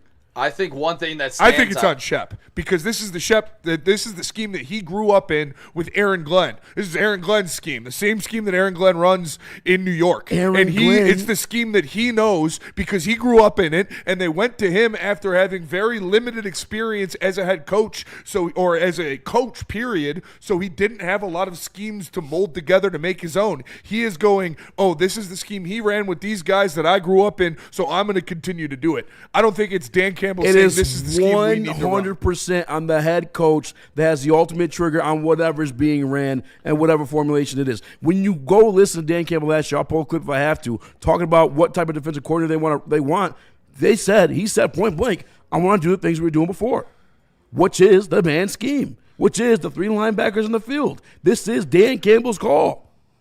He needs to make a call to Kelvin change it. Shepherd can't just go rogue. Dan Campbell's still the boss at the end of the day. And do you think that's why Shep is still here? After putting up a terrible performance in the second half of last season, when you went 3-4 down the stretch, you go 4-3, you make the playoffs. They gave up 28.1 points per game, which would have been fifth worst in the entire NFL at just over 28 points per game. And right now, I'm thinking this is why he hired Petzing and Kafka to run this offense so he can help out with the defense. Because when he had to when he had to take over offensive responsibilities because Johnny Moe wasn't able to do it, this defense fell apart even more when he wasn't there to hold Shepard's hand. So right now, with him giving him a lot of extra attention right now and trying to figure out this defense, I think that is a big-time thing because when he wasn't there to do this, this team choked down the stretch. You gave up 40 points to Stafford, and you let old man Rodgers take care of you, let alone Max Brosmer. Max fucking Brosmer. So, that's what you can't allow to Jameis Winston happen. diced you up. Yeah. Dice. Max Brosmer didn't do dick against us, to be fair. That was all that defense. But guess what? That man scheme that they had, guess what play that works around it? The end around. Yep. What'd you lose on? The end around. Yeah, Jordan Addison. And some context with that one, too. And I kind of want to play the clip again. Maybe I'm gross fuck for that, too. We don't have to if you guys don't want to. But I want to hear what he's saying about the injuries towards in the back half, too, because I know that's part of it. Like, especially if you got all your front seven there. Filling the holes, especially on the outside where we kept getting killed on the end around, like Nick said, on the plays against the Steelers going around as well. Like on the perimeter, we were getting absolutely killed. You know who defends and running the perimeter? Your secondary. You know what we didn't have in the back half of that season? Your secondary. I'm wondering how much. I mean, that's some of the stuff I'm seeing on film and just putting 2 and 2 together. But again, that's where we got to change this game. And did you see Trent Williams probably going to be a free agent? Oh, mama. Oh, fuck. We got 2 tackle spots filled right now, though. With 5 times, this is from Adam Schefter. Yeah. With 5-time All-Pro left tackle Trent Williams scheduled to carry a $39 million cap number this season, he and the 49ers currently are struggling to find a contractual solution, per league sources. If the two sides can't bridge their differences in the standoff, Williams will be expected to join this year's free agent class, making him one of the premier players available. That's crazy. They don't hit the market. He'd go to the Chiefs. Yeah. Yeah. The Eagles. Is Mahomes if Lane playing Johnson next year? retires, He would go to the Chiefs. the Chiefs need him. They need some money, though, too. What did you say, Nick? They're going to It's cut Mahomes Juwan playing. Taylor and sign Trent Williams. Who? Cut Juwan Taylor, sign Trent Williams. Yeah. Keep them both. I don't Mahomes know. already restructured. I'm a that man. contract. I'm 40. Yeah, he's going to sign like a 1-year deal somewhere and then retire after that. I'm going to go out on a limb and say it's either going to be in Dallas or somewhere in Florida. Ooh. Get that last bag. Smart man. Jacksonville. Texans. Texans. Oh, Jacksonville's a good one, too. Texans. Texans. Great Good call. one. Texans is a They good can one. make Where's it he work. from? Does anyone know? Trent Williams. But he's from Washington. I don't know why. Didn't he start his career? Bet he's from He did. Nebraska. From Texas. He's from Texas. Longview, Big job from Texas. Texans. Oh, yeah. Yeah, Yeah. That was easy. Well, Right? case solved. Yeah, It's that's all- he's definitely going to Houston. Wow. Can we put a bet out on that? That would was be the pretty quick best there, possible boys. thing that Houston could do. I mean, no shit, like Trent Williams, but Yeah, I mean, they need him. yeah. Miami. They're tanking. I mean, who wouldn't want to go to Miami for a year though, you know? I would say Jacksonville or Houston would be my bet. Yeah. Well, tax-free state. Yeah. Kind of contending. All right, let's go to break. Go You Crown? just want to keep going? We can just go through We go through. because we only got like 8 minutes left. All right. What do we want to do next? Before we get got off another the Dan chef Campbell? stuff Oh, yeah. too bad, Yeah, I got yeah, a we question can talk for you about guys. What is your confidence level that this defense, can be better than they were last year, which was, I believe, 22nd in the NFL? Moving forward, I think they were 22nd in points allowed per game. just the schedule alone, numbers-wise, they'll finish better than 22. But being actually a better defense than they were last year, I don't have a lot of confidence in it. Yeah, do you guys care if we put the in-camp one? I just want to hear it one more time. No, you can play it, yeah. I just want to overanalyze this 15-second clip. All right. Here it is. Freddie, that sounds pretty good. I've never had It's the most time I've had to be able to sit down with the defense and just go play by play, cut up by cut up. Let me go back. I think Shep did a good job, and I think he learned a lot, and I think he grew a ton. And I love the staff that's around him. I really do, man. I think those guys from Casey Rogers to Shea Townsend to get Jim O'Neal back, Sean Dion Hamilton. I just think it's a really good unit, man. It's an experienced unit. I think we got a lot of flexibility on what we do. Man, we just got to tighten the screws on a few things. But I love the staff, and I love what we do. Man, are there things, we've already been through the cut-up, like, man, if we could go back, maybe we would play a little bit more of this or a little less of this. And so I think there's a lot of clarity in some things, adjusting when we get a few injuries here and there. What can we do better? What do the players, what can they do better? How complex is this really? Is it out of their wheelhouse? It's just we're asking somebody to do something they cannot do. So I think it's to be able to go into year 2 and learn. That's what I wanted to hear. The back end of that clip. Mm-hmm. What can the players do better? Is this too complicated? Is it out of their wheelhouse? Yeah. That's the shit that we're talking about right now. Not everybody can step in and run a man coverage scheme when you're a backup quarterback in the National Football League. Man coverage schemes are for the best quarterbacks in the National Football League. That's the shit. That's exact shit I'm talking about. I agree. And it sounds like they're addressing it. It sounds like they've identified that. Like maybe we are doing a little bit too much of this. And we can go to that. maybe a little too much of this, maybe a little bit more of that. Yeah. That's the shit I want to hear. I feel like for me, I was very encouraged by that back half of that answer, because that first half he did what I hate that he's done. We got to tighten these screws. That's just another way of saying we clean a few things up. Like, we're always just a few things away. We're a few plays away. We're a few little minor tweaks. Week 8, it's week 16, but we're still a few minor tweaks away from being a good team. Like, all of that stuff I hated. But it was that back half that really sold me on the answer, that really kind of gave me confidence in it. Because, again, I'm sick of hearing if we just fix these little things, and, yeah, we know we got to fix and blah, blah, blah. Yeah, these sound like bigger changes. But, yeah, these sound like actual wholesale changes to your identity, because your identity, like you talked about, is tied to this is my coaching philosophy and this is what we're doing. This sounded like, you know what? If we don't got the guys to do that, let's do something else. And that's what I love. Good. Easy. Sounds like he's holding in a bong head. They got to do that. I mean, you can't just you can't square peg the round hole, man. It's not going to happen. And to Nick's question, where's the confidence? Some of that has to deal with, like I said, those perimeter runs we kept getting killed on. The secondary. Here's Brad Holmes talking about Kirby Joseph and Brian Branch's injury situation, because that's part of the answer. They're both doing everything they can to get as healthy as possible. We haven't put a hard timeline or deadline, but we've been in regular communication with our medical staff. Our medical staff has been in regular communication with the player, obviously working with them. So I know that they're on track to get as healthy as possible, but I think in like another, month or so, then we'll obviously know a lot more. That doesn't sound good at all. They're on track to get as healthy as possible. What the fuck does that mean? I'd hope so. I'd hope everybody's on track to get as healthy as possible. I'm on track to get as rich as possible. I need to be on track to banging the baddest bitch ever as possible. I'm on track to stealing Tate McRae from Jack Hughes. But where am I on that track? I don't know. Probably pretty far back. But he's decked out in Team Canada. I don't know, man. That did not sound good, because he didn't say we suck again. They look good. I mean, Brian Branch, his is just a matter of, we're not going to get him back to November. But Kirby, you could be at least more specific about him. I just spit everywhere. You could be at least more specific about Kirby Joseph.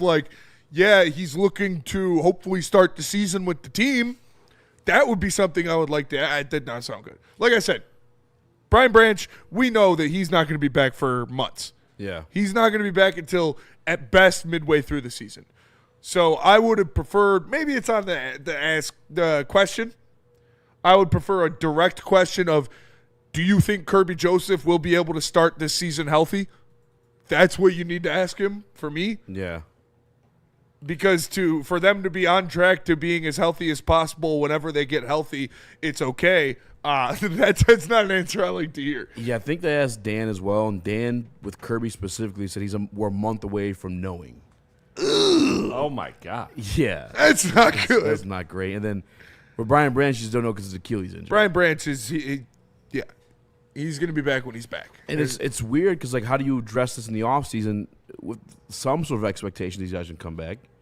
And, I obviously don't have the money to even go all in, so it's like, you can't afford to Reed Blankenship. I'm just kidding. I'm sorry. Reed Blankenship would be a massive upgrade to this team right now. For sure. Former Super Bowl champion. He'd be right there with Maddox starting the season. If you're bringing him back, I don't even know if he's under contract. That's my answer, by the way. He's not. So, he's all right, I'm bringing in Reed and Maddox. Let's go, baby. Come on. Because I don't think these guys are going to play. That sounds terrible. And those were two of the best safeties in the NFL. That changes my expectations completely for next season. Yeah. To be honest, these are two of the best ball hawks behind the line safeties that you'll see. Brian Branch, the way he's able to blow plays up, big difference making plays. Kirby on the back end picking everything off. You're not getting that anymore. Those are two game changers in terms of your secondary that aren't going to be there. That is so depressing to hear. And your GM say that. And to top that off with the fact that your defensive line was allowing quarterbacks some of the most time to throw in the NFL, you're so reliant on these safeties to make those playmaking moves. That's you're so reliant on playing these. man coverage. Yeah, it's just it really, and not to mention you're probably losing your best coverage linebacker, or maybe I don't know if that's up in the air. You are. We'll see. They are. But You are. like. Yeah, I tried to be positive there for even a second, Enzo, but I love Enzo. He's this not is bad. This is detrimental, like to the team. If they can't figure this out, they are not going to be a good defense. They're not even going to be a better defense than they were last year, even if they just stop asking everybody to be Kirby Joseph and Brian Branch. Like they still won't. They need the talent. Yeah. You need talent. They do. And like we talked about all the starters and all the snaps they're losing. Maybe tomorrow I'm going to put together how many snaps they're going to be losing with the losses of guys like DJ Reader, Alex Anzalone, Amik Robertson, Kirby Joseph, Brian Branch, and we'll figure that out. Because you put a number to it, and then people might start to realize. But answer edge. Yeah. And I think they're 7th round of the draft. Absolutely. I think they're drafting defense 17. I hope so. Either safety or edge. Edge, and then if you want some, I would bring back Maddox. I thought Maddox was. I would bring back Maddox too. And Sign him to fairly affordable. $2 million a year. A little bit of hometown discount. He wanted to come back to Detroit. He did. Are you Spotrac taking? projected him at like 1 year, like Yeah. $1.5 million or something like that. I'd probably draft the guy too. Are you taking a safety not named Caleb Downs, and he won't be there at 17? He won't be there at 17. He'll be there at 17. No, he won't. And you're gonna have to buy pizza. Pizza bet. Didn't you guys do 2 of them? Pizza.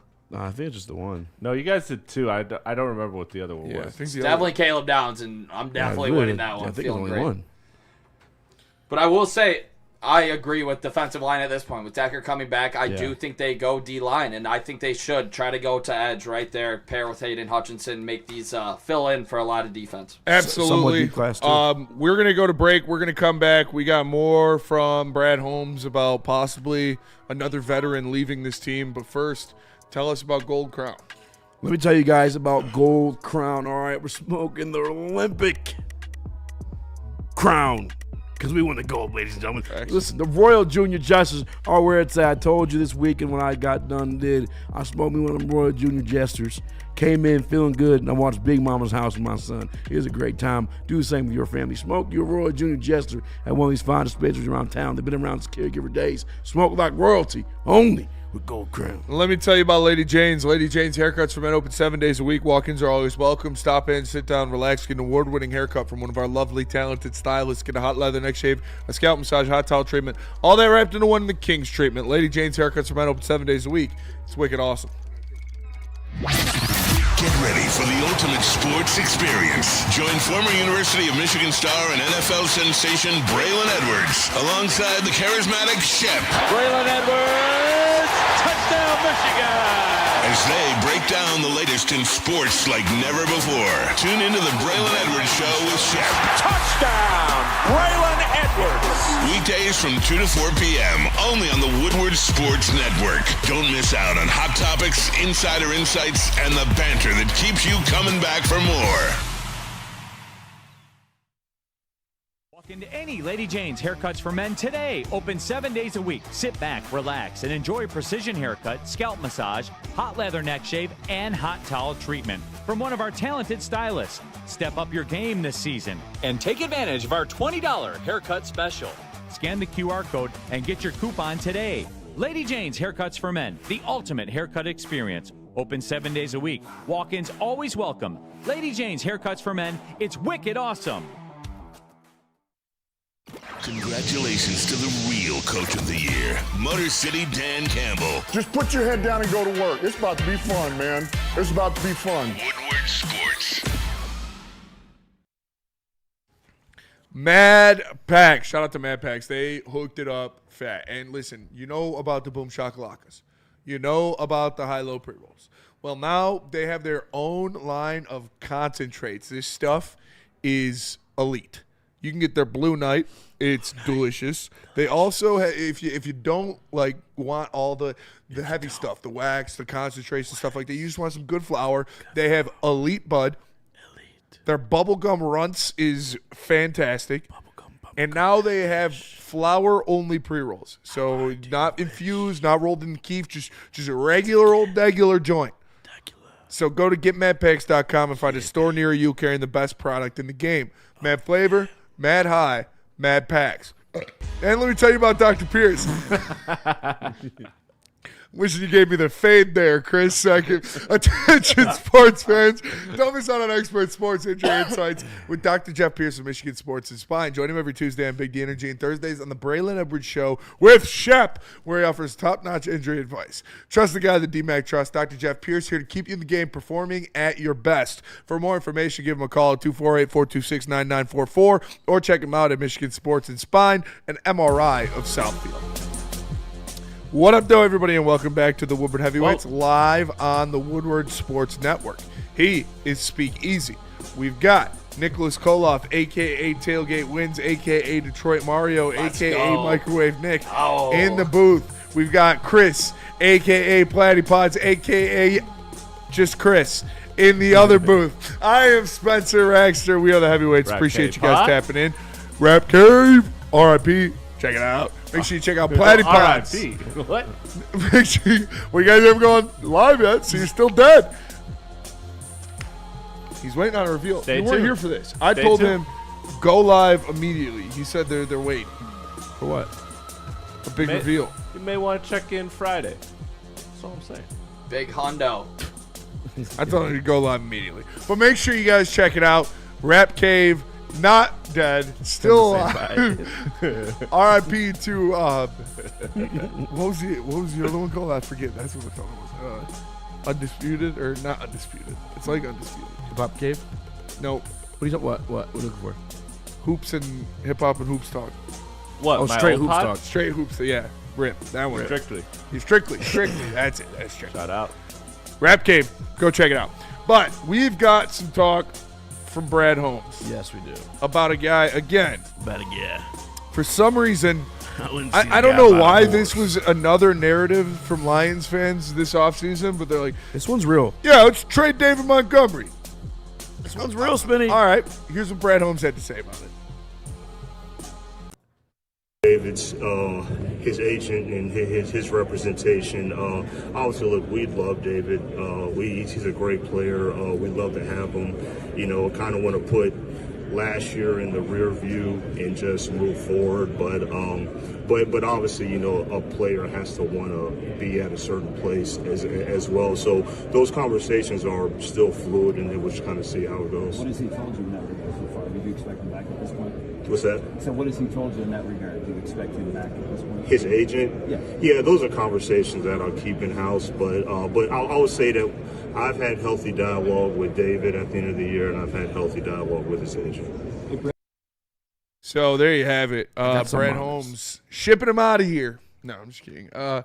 This is a player has to want to be. He does. He has to want to be here. And then, okay, that's fine. Obviously that makes sense. You're not having a healthy conversation with an agent. No. If he's staying put. That's true. There's no conversation to be had with the agent if he's staying put. You just re-signed him last year. Yeah, well, see you in camp, bud. Right? Yeah. It's on the table. More than we like to know. More than we like to hear, I should say. Man, it's kind of gay, honestly. Like, why are we doing? What if you don't want to be here? Why not? The other thing you're getting paid fucking $6 million. You're not gonna get paid more than that. Dan Campbell, when he was asked, he used the same verbiage. Healthy. Kind of gay. Kind of gay. Dan Campbell should come out. If you don't want to be Detroit Lion, you're just gay. You're just you're pretty gay. He did that. Texas A&M got in trouble. Anyway. Dan Campbell used the same verbiage. Healthy conversations. They had a game plan going in. Hey, if they ask us about David, just say we're having healthy conversations. It's not a good sign. Unless it's just like this is a very healthy place for David Montgomery, and that was a healthy conversation. That's what the agent said. Genuinely believe too. Like they're understanding too. It's like David has to understand that like if we need a market. Monty sounded good. Like his recent posts have seemed positive.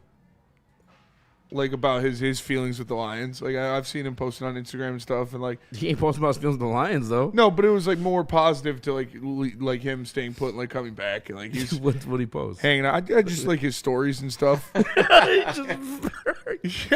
I mean like it was. She's like, not cheating on me, dude. No, I can't remember specifically what it was, but it was like him in a Lions uniform, and it was like a locked-in emoji or something, like a lock emoji, and so it's a picture of him on the boat. It's down in better, Florida. yeah. It's He's better like, than him deleting all Lions stuff from his profile. That is fair. That is true. So that's true. He hasn't gone outwardly on social media recently and been like, "I want out."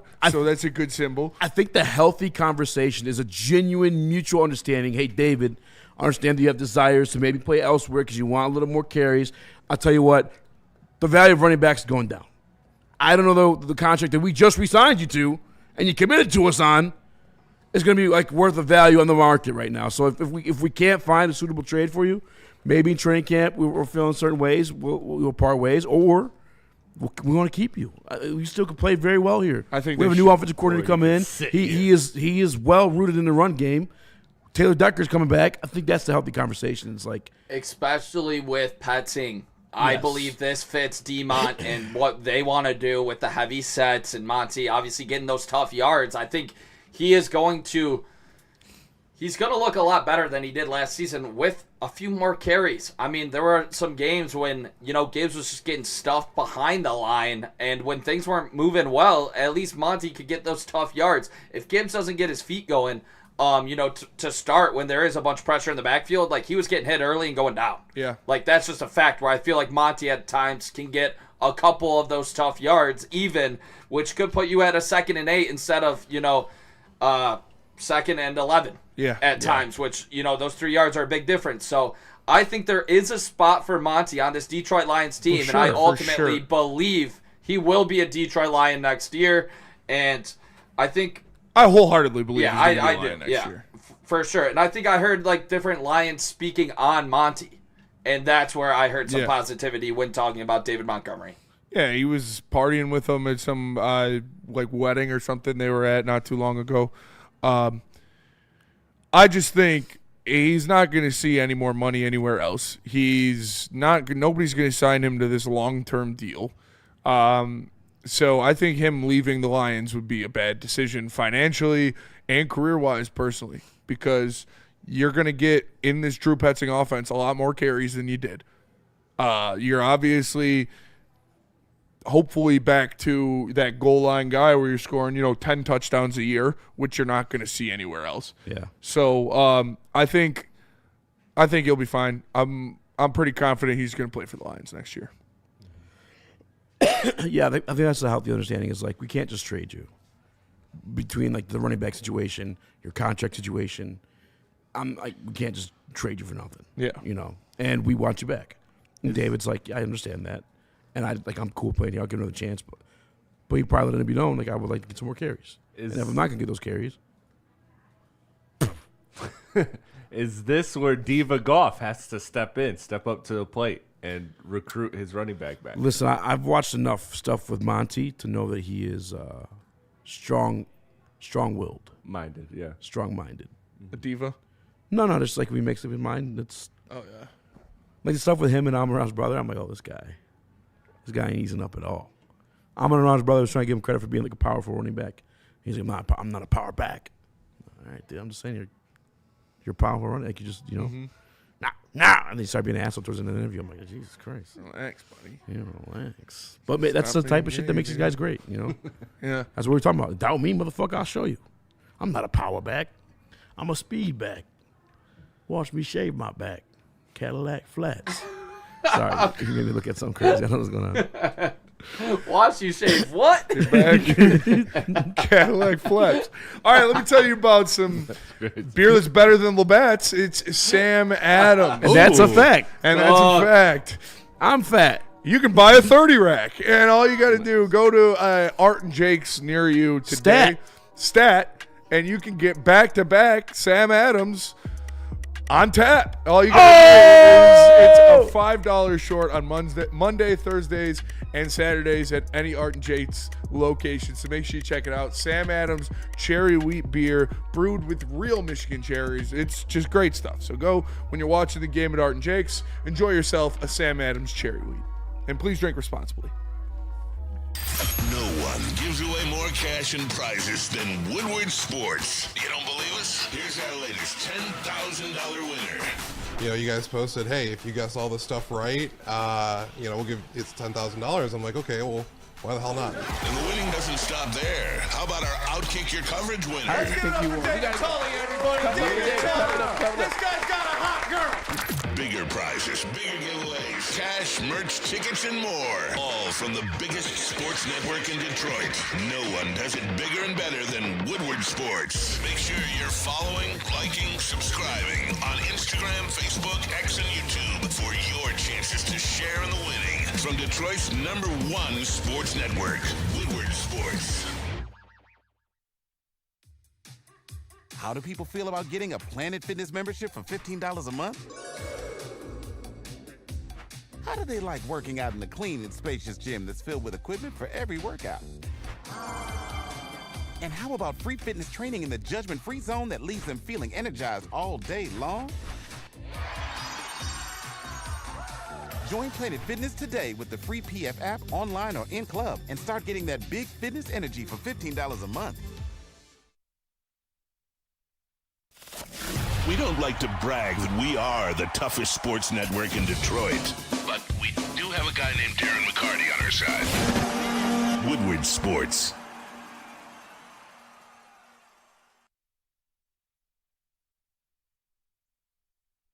Hey there. Hey. Welcome back to the Woodward Heavyweights, live on Woodward Sports. Make sure you smash that like button and share the fucking stream. For Easy, for Nick, for Chris, I am Spencer. We are the Heavyweights. Make sure you get your political opinion in the chat, and we will not read it. But we're talking Lions. We'll read the best one. Yeah, we'll read the best one. So make sure you put them all in there. Put them all in there. Make them lengthy, make them heartfelt, and then we won't read them. For Dan Campbell and Brad Holmes to hit the podium today was a godsend for us because it's dry in these streets. But we got some good stuff. We've obviously been talking about what they've been saying at the Combine, both defense and offense. A lot of questions on this team going into next season. I don't know what Easy sent, but here we go. I think it's Brad Holmes. Just play whatever. Don't matter. Play it.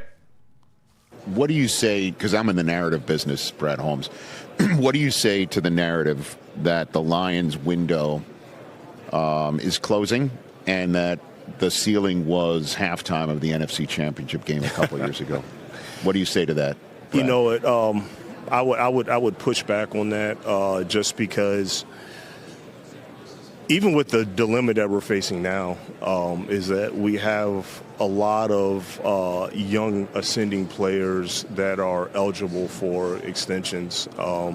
Even look back at this past season, I want to say we had 6 Pro Bowl players, and we had 3 all-pro caliber players that weren't even available. That could have been more. So I think what we've done in the draft in terms of having these ascending young players, I do think that that's given us an opportunity to keep our window open, and then also our quarterback. I think he's in his prime. He's playing at a high level. So I think just those alone keeps that window open. But I understand the situations. Like, yeah, you get that close to making it to the big game, and then you don't make it that close again. Okay, the easy narrative is, okay, it's closing because you missed your shot, but that's not what we believe. We still believe that our window's open, and really the way we operate is we want to avoid windows. And so I like that. Look at that. That's a good line. We actually do the best that we can to avoid windows. Right. And Drew Petzing's now in here. Yeah, I like Doors better. You like the hire, clearly. You're the general manager here. Yeah. Is he gonna bring something similar to what Lions fans are used to? Yeah, I mean, look, I think our fans are used to our offense scoring a lot of points and being explosive, and I think Drew Petzing, he checks all those boxes. Look, what was impressive about him is not only his intelligence, his command, his attention to detail, but his knowledge of every single component on the offensive side of the ball. So it's not just like the formation that you design or the play that you design. It's understanding protections and understanding every minute detail of a running back track or he understands all that. So he just checked those boxes, and it was an exhaustive, long search that we did, very extensive search with a lot of great candidates, and he was one of the earlier ones that we had interviewed. Yeah. And so the mere fact that he kept staying afloat and we kept going back to him, I thought spoke volumes. I sent that clip at random, but I know it's going to be the whole entire fucking interview. Yeah, it's a big one. What do you feel about his response against the window conversation? Do you think the window's closed? No.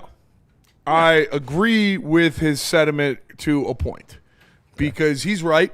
They did a good job of drafting, and that allowed them to have a larger window than most. But you haven't done too good of a job drafting the past couple of years. So that's where the window that drafting opened starts to close. You need to be better at drafting, flat out. The past 2 years have not been good drafts. The first 3, legendary shit. Get back to that. That's what it is for me. The way a window closes fast is if you start sucking at drafting. The reason... Start sucking what? Sucking at drafting. The reason... That's how you open it up. Start sucking at drafting. Help me out, Roger. But I'll do anything. Do me a solid here, brother. If... The reason the 49ers window has been open for 10 years is because John Lynch is insane at finding talent in the draft. Yeah. You always see these guys. Hafunga was like a 5th-round pick. All of Fred now Warner. Now they got a new one named Mufasa. Yeah, Mufasa. He's Like a all of fucking those demon guys. too. Anybody with a fucking Lion King-ass name is probably going to be pretty good. But that's fair as fuck. You have to replenish that talent because, you get the good guys and you sign the good guys. But then you can't sign any impact depth. You have to draft consistently great players. And it sucks to put that kind of standard, but unfortunately that's what it is. This is the highest level of football in the world, and you have to consistently replenish your talent with elite pieces. And you do that in the draft. Yeah, I agree with some of the stuff you said, too, because you have the things that keep you in it. You do have the quarterback. You have a guy that you can rely on that's good enough. What? Ryan's reaction says, Spenny, but back-to-back cornerback picks, one has to hit. Absolutely. Yeah, one does have to hit. I ain't even talking about – never mind, I ain't going to go there. But I think Terrion will be good, but, you got to play a full season. Got to stay healthy, yeah. Got to stay healthy. It's unfortunately, the same situation we're talking about with Raxter, too. I mean, people haven't seen him on the field, for Christ's sake. And Terrion needs to play a lot better than, as of right now, in my eyes, an average cornerback. It's fine. I can't be mad at that until he proves us all above average. Otherwise, depending on how much water he drank that day. But I think you have the core of what can get you in the Super Bowl conversation. The quarterback above average if he's not getting cooked by Hopkins. Yeah, he did that was bad. Hopkins. He did get cooked by Hopkins. Yeah, that was bad. He just had some bad. He had some bad plays, but he also had some good plays. He made strides, I think. Got an interception finally, so people could stop saying that. Yeah, I wish you didn't bring that up, Nick. I don't like that. Can I bring up the one thing I didn't like about that clip? What? The one thing I didn't like was him when he used the window, I don't care for a window, that's not my philosophy. I would have loved for him to change that to be if I felt like this was the time, I would make that move. That's the only thing, because that right there told me that he never wants to make a big move. Because if you're not operating things at a window, which again, I like the idea of always being good forever. That sounds great. But the truth is that just does not happen. You do have to make some moves and take some risks. And I wish he would have just at least alluded to that in some capacity, because again, what he's done for years has been good, but it hasn't been good enough to get the goals that we want. So I just would have liked him to kind of change that part of his answer, just at least give me a little bit of hope that, hey, if you felt like for whatever reason, this was your time, you would make that move, or this was your player, you'd make that move, I'd like for him to say something like that. Like for him to say something about being risk adverse. So I'm not gonna. So quit asking. Quit asking. That's pretty much Brad Holmes. Shout out Nick Saban. And one of the things, like throughout the entire press conference, and I'll do better at clipping it. Today we were making burger videos and bullshitting. But he mentioned like their process, their plan has been to draft, develop, and in that way you have to pay guys. And he mentioned today too. Actually, in the next clip, you want a player will come play when we come back. They're bringing back Sam Porter. They're bringing back Brian Branch. They're bringing back Jameer Gibbs. They're bringing back Jack Campbell. We are not going to see anybody signed of any significance outside of Cade Mays, who I told you last week, 2 weeks ago, guaranteed he's going to be Detroit Lion. Wyatt Teller. Was he guard? Guard. No, we're signing a center. Wyatt Teller. Tell us about BlackRock, Chris, and then we'll get to that next clip. Easy, tell us about BlackRock. I will tell you about BlackRock. He's the only one who's got one. Listen, they got Tuesday night deal. Make sure you check it out, $13.99. They also got the Sizzling Thursdays, where you get a 6-ounce sirloin shrimp scampi, your choice super salad, and a side, all for only $19.99. Experience. It's not just a meal, it's experience at Black Rock with a steak on the stone. Visit them at blackrockrestaurants.com. Love Woodward Sports? Love wearing clothes? Then you should be wearing Woodward Sports clothes. Check out our full line of merch at woodwardsports.com. Just click on shop. We have all your favorite designs, like Dan Campbell kneecaps, Woodward golf, and of course, our own logoed out merchandise. Men, women, infants, kids all love Woodward Sports. Impress your friends. Impress your boss. Impress your dog. Buy Woodward Sports merch today.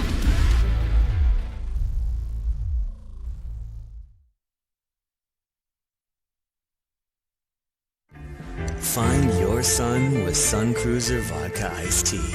Made with real iced tea and real vodka. Cold, refreshing, and made for moments like these all year long. Let the good times cruise with Sun Cruiser.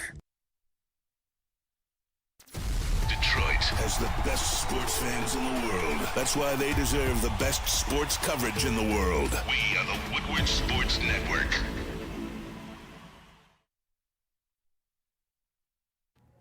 It's the big boy, dialed in, all right? 2-gram XL vape, made clog resistant, rechargeable Type-C charge. It's the Jungle Juice, coming in 12 different guys. Find a dispensary near you. Over 250 of them carry them. Follow them at Get Jungle Juice. Welcome back, ladies and gentlemen. The Woodward Heavyweights are live and here to help you through the night. Now, make sure you smash that like button. We appreciate you tapping in. Easy, Nick, Chris, I am Spencer. We're the Heavyweights. If you're just tapping in, Taylor Decker officially announced he is returning to the Detroit Lions next season. So Big Deck is back to protect Jared Goff's blind side. So that's good news. We've got a lot of audio and video from Dan Campbell and Brad Holmes. We've been going over a lot of that. They are at the Combine, NFL Combine, starting to wind into gear. So you had the GMs and the head coaches and stuff like that talking to the media. And I think we got another clip. Yes. Yeah. So we got another clip. Shout out Crimson DB Chin. said something. Yeah, shout out the Crimson Chin. We got another clip from Brad Holmes. Here's what he had to say.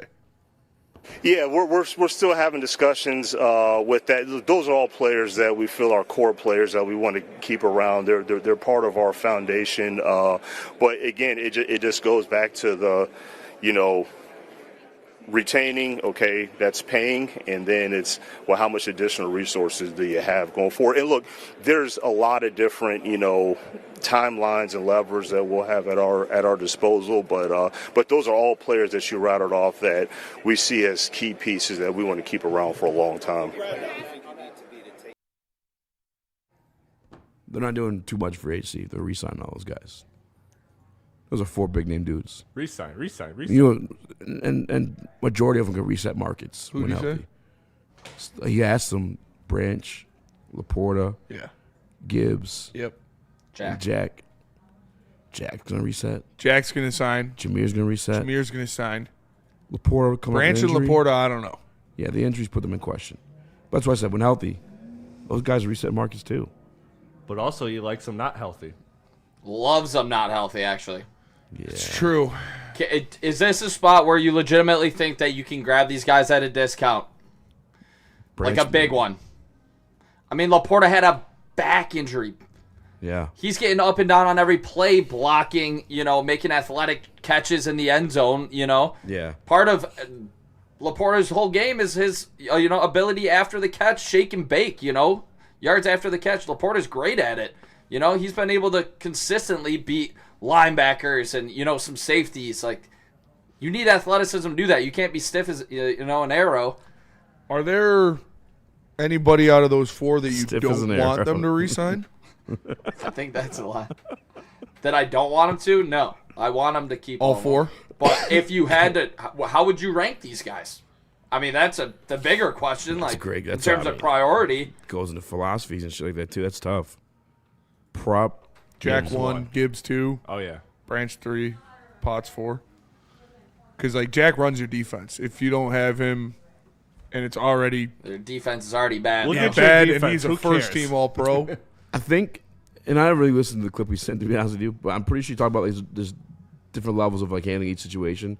Gibbs probably looking at a the fifth-year option. So is Jack. to buy They you both some have time. him, Yeah, him and Jack. Where Branch and Laporta probably settled now.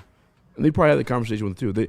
That's one. I saw a clip of DJ Chark run around, and they had some experience with Dan Campbell and the Detroit Lions. It's like they're as real as it gets. Like, they'll, if they got something to say, good or bad, they're going to communicate to you. It's going to be transparent, and they can give you, their options of what they're thinking about doing. And I think that's probably going to have those conversations. Like, hey, hey, Jack, we're going to have your fifth year for now. We got to figure out these guys' contracts first. Like, contractually, we could do that. Is there anybody you don't want to see No, I love those re-signed? guys. I do, too. Yeah.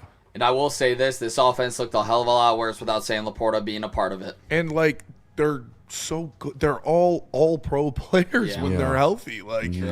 It's – and, but it's not like Brian Branch has a history of injury. It was a fucking Achilles tear. It's – you can't, plan for that, and it's not hopefully not something that's going to linger in his career because it's not like he's this big, freak athlete that makes all of his plays due to his athleticism. He's more of an instinctual and kind of a, I don't want to say a guessing guy, but he's somebody that reacts to what he feels in the play, and his instincts are where puts him in such an advantage amongst other players. And the rest of them are pretty healthy. So I know that I think Lions fans are having some buyer's remorse with Aleem McNeil and Kirby Joseph because of the injuries, that they're scared to hand out more contracts. Because you're going to sit there. People in the chat that are like, oh, they fell in love with their guys. I saw someone say, AKA fell in love with our guys. All right. But that's the whole Who of those philosophy. guys are you not re-signing? Let me know. You're not going to re-sign Jack Campbell, first-team All-Pro, best linebacker in the league, green dot. You're not going to re-sign Jahmyr Gibbs, youngest player to score as many touchdowns as he has in his career, on pace to break Barry Sanders' records. He did break it. He did break Barry Sanders' records. You're not going to sign Sam Laporta, all-pro rookie tight end, insane blocker as well as pass catcher, is probably the best hands on the team, security blanket for your quarterback who's already limited when it comes to making different reads and struggles, making intense decisions under pressure. Or you're not going to re-sign Brian Branch, who did things that no other cornerback or no other defensive back in 100 years of NFL football had done. I think they're re-signing your own guys. You can look at three guys with Derek Barnes, Levi, and Davenport of just last season that I feel were expendable that you did choose to bring back. Obviously, you're talking about all pro guys right here. Yeah. I'm bringing these guys back You have to. without a doubt. It's the guys on the margins where I have some issues with it, where I do think you can upgrade on the margins, and they've chosen to bring their own guys back, like, for example, Derek Barnes, Levi, and Davenport. This is a pivotal draft. Because if you get the right guys, those guys can stay. Yeah. Go pay money on an extra edge. You can go pay money for an extra line or safety, I should say, or linebacker. Depends on what you're doing with the defense moving forward. But this is a pivotal draft, and I think edge is probably your best solution. I got to do the homework. Maybe tomorrow we'll lay out our top five. I know we have Scott Bischoff on. We'll ask him too. Maybe ask him to do the same thing. But I think they need to go edge at 17. If I have to pick a position, it's edge for me. I think they signed Cade Mays. Taylor Decker's coming back. You got your interior offensive line for the most part. Miles Frazier looked promising at times. Mahogany looked promising at times. It's not like you have absolute shit at the left guard spot. You have guys that can play it. My voice going in and out is Easy. nuts. You should do the Alex Jones right now at the offensive line. Aliens. Retard. Mental retard. But Taylor Duck coming Patriot. back. You heard Jeff Vampire. Rizin report they're interested in Cade Hayes. I told you he's going to Nationals. be a Detroit Lion. Way affordable. And the left Scared guard spot's man. pretty solid. So I think the offensive line's solid. You got to go get that edge. Vampire. Dan Campbell's Kevin Love might be a vampire. I saw Kevin Love still getting minutes last night. I was like, damn. No way. Yeah. I mean, the 18 Jazz years are in the league. tanking. Where's he even playing now? Utah. Did they have a half court or some shit like that? I don't know. What? I started watching Outdoor Boys. Did they beat OKC in a half court? Or buzzer beater? Who? Utah?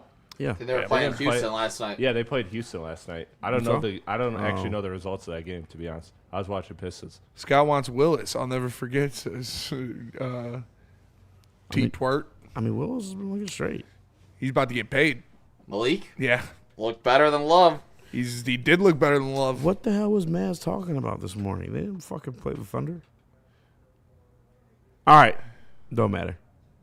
Patriot. We do get the Thunder on a back-to-back. That's good Vampire. for us, though. Yes, we do. Putting chemicals in the water to Without turn the frogs SGA. gay. He was And right about that. He by the was right about that. He's been right about a been lot right of about a lot stuff. of things. Alex Jones is one of the funniest people on the planet, though. He's hilarious. Patriot.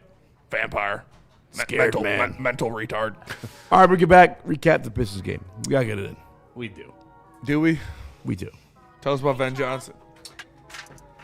Corporations, the government, even your insurance company will do whatever it takes to minimize their liability and withhold your compensation. So when something goes wrong, make Ben Johnson your first call and get a fighter in your corner. Contact Ben today at benfights.com.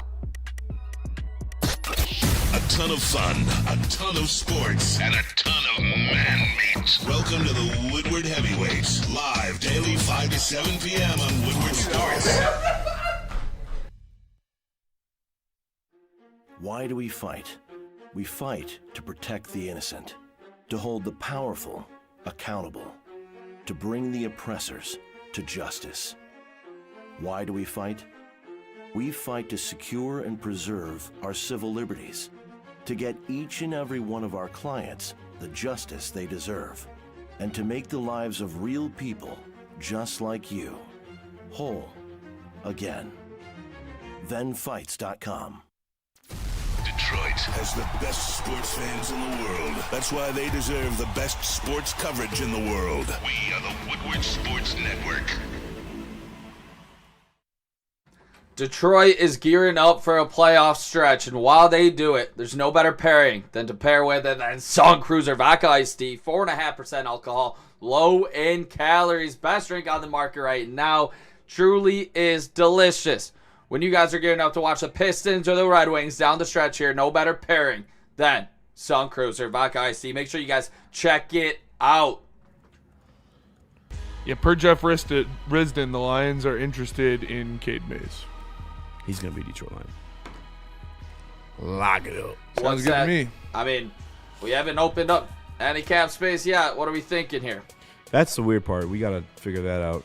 And maybe Decker is that cap space, like in terms of us void yearing him because he's going to probably play this year and he's done. I don't know. That's for Mike Disner and Brad to decide. But Vampire. They definitely got guys that could move some money around. We do. Pistons lost last night, though. Yes. They did. It's lose. over. Hey, I wasn't really on that. I don't really see too many people on that either. No! Maybe other opposing fans. I mean, You're looking at one of them. No, I'm sure I am. I'm kidding. The boys shot like shit. They're never gonna shoot like that. Yeah, and the Spurs shot out of their mind. Somebody in BDU was like, "Oh, we obviously were, outmatched by the Spurs' elite three-point shooting." It's like they're like 22nd in the NBA in three-point percentage. Yeah, they shoot 36% on the season. Last night they shot 46. Yeah, damn near 50%. Yeah, and they were jacking them up like crazy at a ridiculous I clip. will say though, defensively they're the recipe to stop us. I mean, they're a good team. Yes. Stephon Castle defensively, I understand that Victor gets a lot of credit for the defense, and he should. Like, we had the conversation who's like a more better defender at the rim, Isaiah or Wemby. Yeah. It's Wemby, dude. I mean, there were plays. Wemby gets away with goaltends. He gets away with goaltends, and He don't have to fucking jump up or flinch. Just his presence alone. Yeah, Duncan Robinson had a drive. He saw him. He said, "Oh, fuck that." Kept going. I saw Cade doing it once again too. Who was that on? Levert? That was nasty. Yeah, where that he was chased nasty. out to the corner. Like, but the other thing too is like Jalen Duren also shit on him. We aren't a great perimeter team, but with him in there, you're not gonna have a great day in the paint either. Yeah. It's like we're fucked unless we shoot well. So and we didn't. The problem with the Spurs is the Spurs are just a very good matchup for Detroit because a lot of, like, for example, take the Knicks. Why the Knicks are such a good matchup for us is because what they do is they like to hide Brunson on Asar. And Asar's like, no problem. I could just fucking mash you and run to the basket and get either offensive rebounds or score on you in the paint. Like, the size, physicality. What they did was they put Wemby on Asar and they said, all right, Wemby, just free roam around the rim.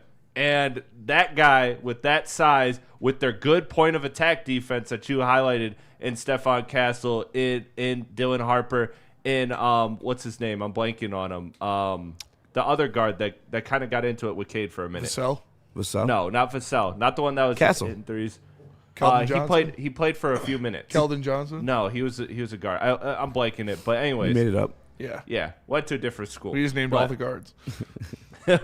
But no, anyways, this team just has a lot of the matchup problems, but I think you saw the Pistons figure it out, and you've seen them start to just attack Wemby like directly instead of try to shoot around him and change your shot. Changing your shot is hopeless on Wemby. He's got such long arms that he could just fucking block anything anytime. So you got to just power through him. And you saw that physicality in the first half absolutely disrupt him. So I think the Pistons are not a lost cause when it comes to San Antonio, but I do think that San Antonio is a tough matchup, particularly for Detroit. But I'm okay with that because they're in the fucking Western They're Conference. a great team. I think, to be honest with you, if I have any takeaway last night, I think I'll say it. Fuck it. I think they won the championship. San Antonio. I think Spurs? they can. Yeah. Unfortunately, they're a good team. They are a really good team. That's Really my good finals ticket is us and the Spurs right now. I think so too. I think one thing that you didn't see, or you haven't seen a lot this season, was just these wide open looks that we gave up continuously time and time again last night. It wasn't like they were making like highly contested threes all the time. There were a lot of wide open threes, like balls bounced their way, like it was unlucky basketball a lot at times, and you had our whole entire team couldn't shoot a three to save their life. Like it was the worst 3-point percentage.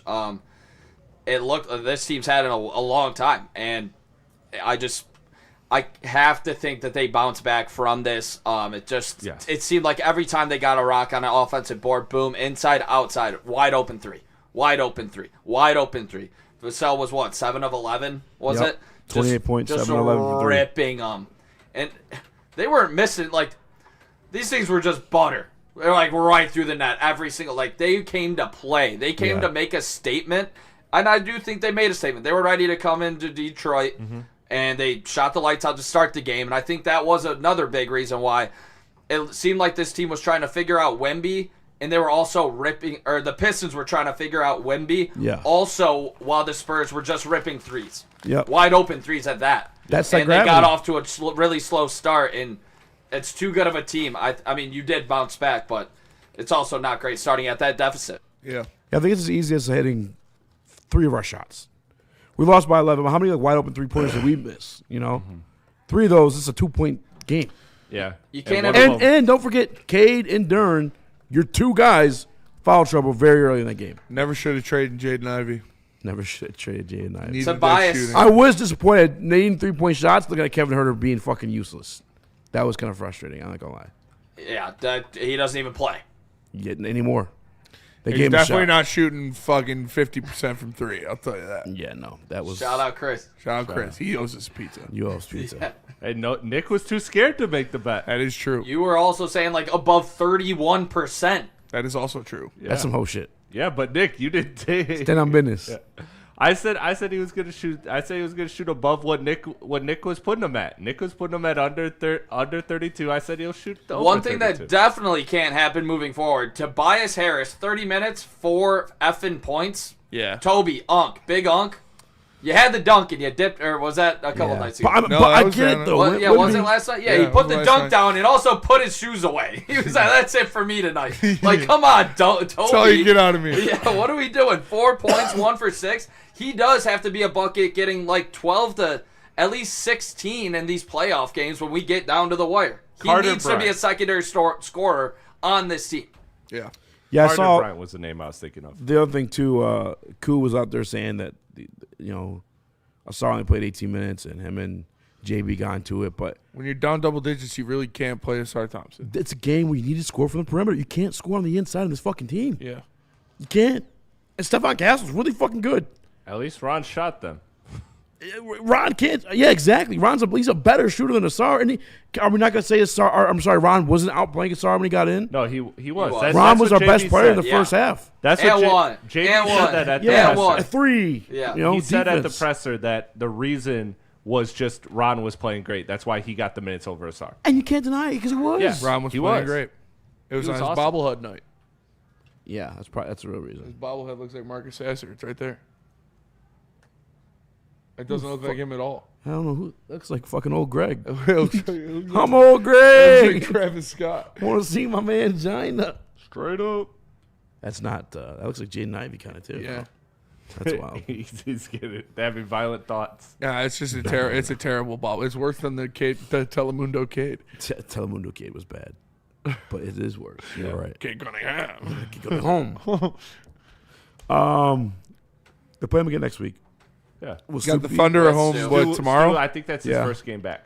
Thunder tomorrow, 7:40 tip, I believe. 7:30 start. No J-Dub, no Shea. Yeah, and maybe J-Dub's out too. Maybe no Chet. Although I think they're going to rest him tonight so that he can play tomorrow. But Chet is labeled day to day right now. I want Chet out there. Yeah, me too. I want Duran to go at Chet. We want to why too. I remember specifically. I actually did shrooms this night too. But I wanted to wait until after Chet and JD played in the tournament. Yeah. And Chet took it to JD. I ain't gonna lie. So JD needs that lick back. Got to get his kid back. JD had a good game. At the end, he figured it out. Shit on Wemby. I think that's what JB said too. Is like at the end, they started to figure it out. Don't go around Wemby, go through him. And JD started doing 100%. that. Cade's got to do that. Yeah. Rise up on him. Yep. And Wemby all over the floor too. I mean, that was a fucking awesome game. He's ridiculous. I saw on the national level everyone was praising the first half of that game. It was great. Yeah. Yeah. And the foul trouble. The second foul on Wemby was bullshit, in my opinion, from JD. JD's second foul. That was all ball. Mailbag, what is your favorite non-smuggled into the theater movie snack? Like actual movie snacks, white cherry, icy, popcorn, extra butter, Reese's Pieces for your boy. I like the pretzel bites. I always get the pretzel bites. Soft pretzel bites with nacho with the cheese. Always. I like staple. I like Mike and Ike's. I'm a Mike and Ike guy. And Bunch of Crunch. I can't really find Bunch of Crunch anywhere else, but they're good.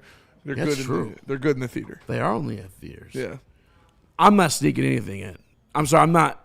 The only thing I'm not sneaking in is popcorn. Yeah. Oh, yeah. So there's no other movie theater snack. Throw a Everything candy else, bar I'm in the sneaking pocket, in, bag of gummy worms, whatever. I never really have anything other than the popcorn, to be honest. L. Chris, movie watcher. No doubt. Soft. Chris gets spark notes. Yeah, you get I know spark how it notes ends. for Game I of know how it Thrones. ends, though. Chris said he's watching Game of Thrones, but when he Can you misses tell the an audience? episode, Yeah, he has yeah. his friend Okay. recap it for him. So here's the situation. Shout out my boy Chris, and he started watching Game of Thrones because he was like, dude, this has been on my bucket list forever. He's a big movie guy. I'm not really that because too much sports. But anyways, I'm walking by, Well, when you and take a some week shit off, is you can watch happening. it. Some shit is happening, and it's like a crazy epic battle scene. And it was Jon Snow in there, and I was like, yo, this shit is lit. And then he was just kind of like filling me in on everything that happened. And then I just joked with him, and I was like, all right, keep me in the loop. And I walked off, let him keep watching his show. And next thing I know, I just keep watching like bits and pieces here and there. So and he's been filling me in. So He's watching Game of Thrones through reels. Yeah, Shame basically. him. Shame. That is shame. I don't care. Shame. Because I'm like, I Chris, have zero this, care This of is your what fucking opinion ruined on it for me. I have I'm like, zero Chris, care. how far are you? He goes, I'm in season 7. I'm like, oh, Yeah. sweet. So you saw the Red Wedding. He's like, I don't know. Yeah. What do you mean? You're in season 7. You don't remember the Red Wedding? Or wait, because he's watching it through Cliff Notes. Yeah, it's crazy. You can't experience that show specifically through Cliff Notes. I have zero care of your opinion on this. I don't care. Like, Dude, I'm trying to go to not the anything movies that's soon. big. we always had plans to go. I don't think we've ever been in a movie once. I haven't been in the movies in a long time. I still wanted to go That see Rachel Marty Supreme McAdams with the ones was boys, good. but you guys all went like different places. Never saw it. I never saw it. Oh, okay. What Then movie we was just it? failed. Oh, Marty Supreme. Yeah. I'm definitely Nick made going, me not want to see it. I'm definitely going to see Odyssey. when Whoa, it I comes said out. it wasn't like some like fucking. Nick did Oscar talk shit winning. about it. I said it wasn't some Oscar. He said it was a performance. flop. He Yeah. said Timothy I Chalamet did. is a fraud. Yeah, he's like, you want to go see that overrated crack of Timothy Chalamet? I said, whoa, Nick. Shout out! I'm definitely gonna see that new Scream movie. Definitely. Really? With Teresa. I'm yeah. good on that. Yeah, I'm good on that. Yeah. I'll go see. I like Slashers I like are the this- same. I Yeah, like they're the all Scream the same. movies. Odyssey, when it comes out, I'm going to see that. I'm going to see the new Dune. But you when it comes always out. say this. I know. But this is Dune, I will promise you we can go. I'm definitely going to see Dune. Yeah. I'm down because I watched the 2 movies. Man, I'm doing something. Yeah, I don't know if I want to watch a movie with you, Chris. Yeah. No, I'm just kidding. You You asked me the whole time, hey, what's happening? Yeah. You're going to be on your phone? Once Hey, you what's fill me happening? in, I'm sure it's going to be electric. No, I'm not. I'm not. Well, that'll do it for us today. Appreciate you stepping in. For Easy, for Nick, for Chris. Shout out to Better Burger in Birmingham. Go get yourself some burgers. Open 24/7. The breakfast sandwich was elite as well, so check The that out. sausage breakfast sandwich, get it. Double pattied up on a Tuesday. by the way. Double patted up on a Tuesday is crazy. I am Spencer with Heavyweights. We'll see you guys tomorrow. Peace.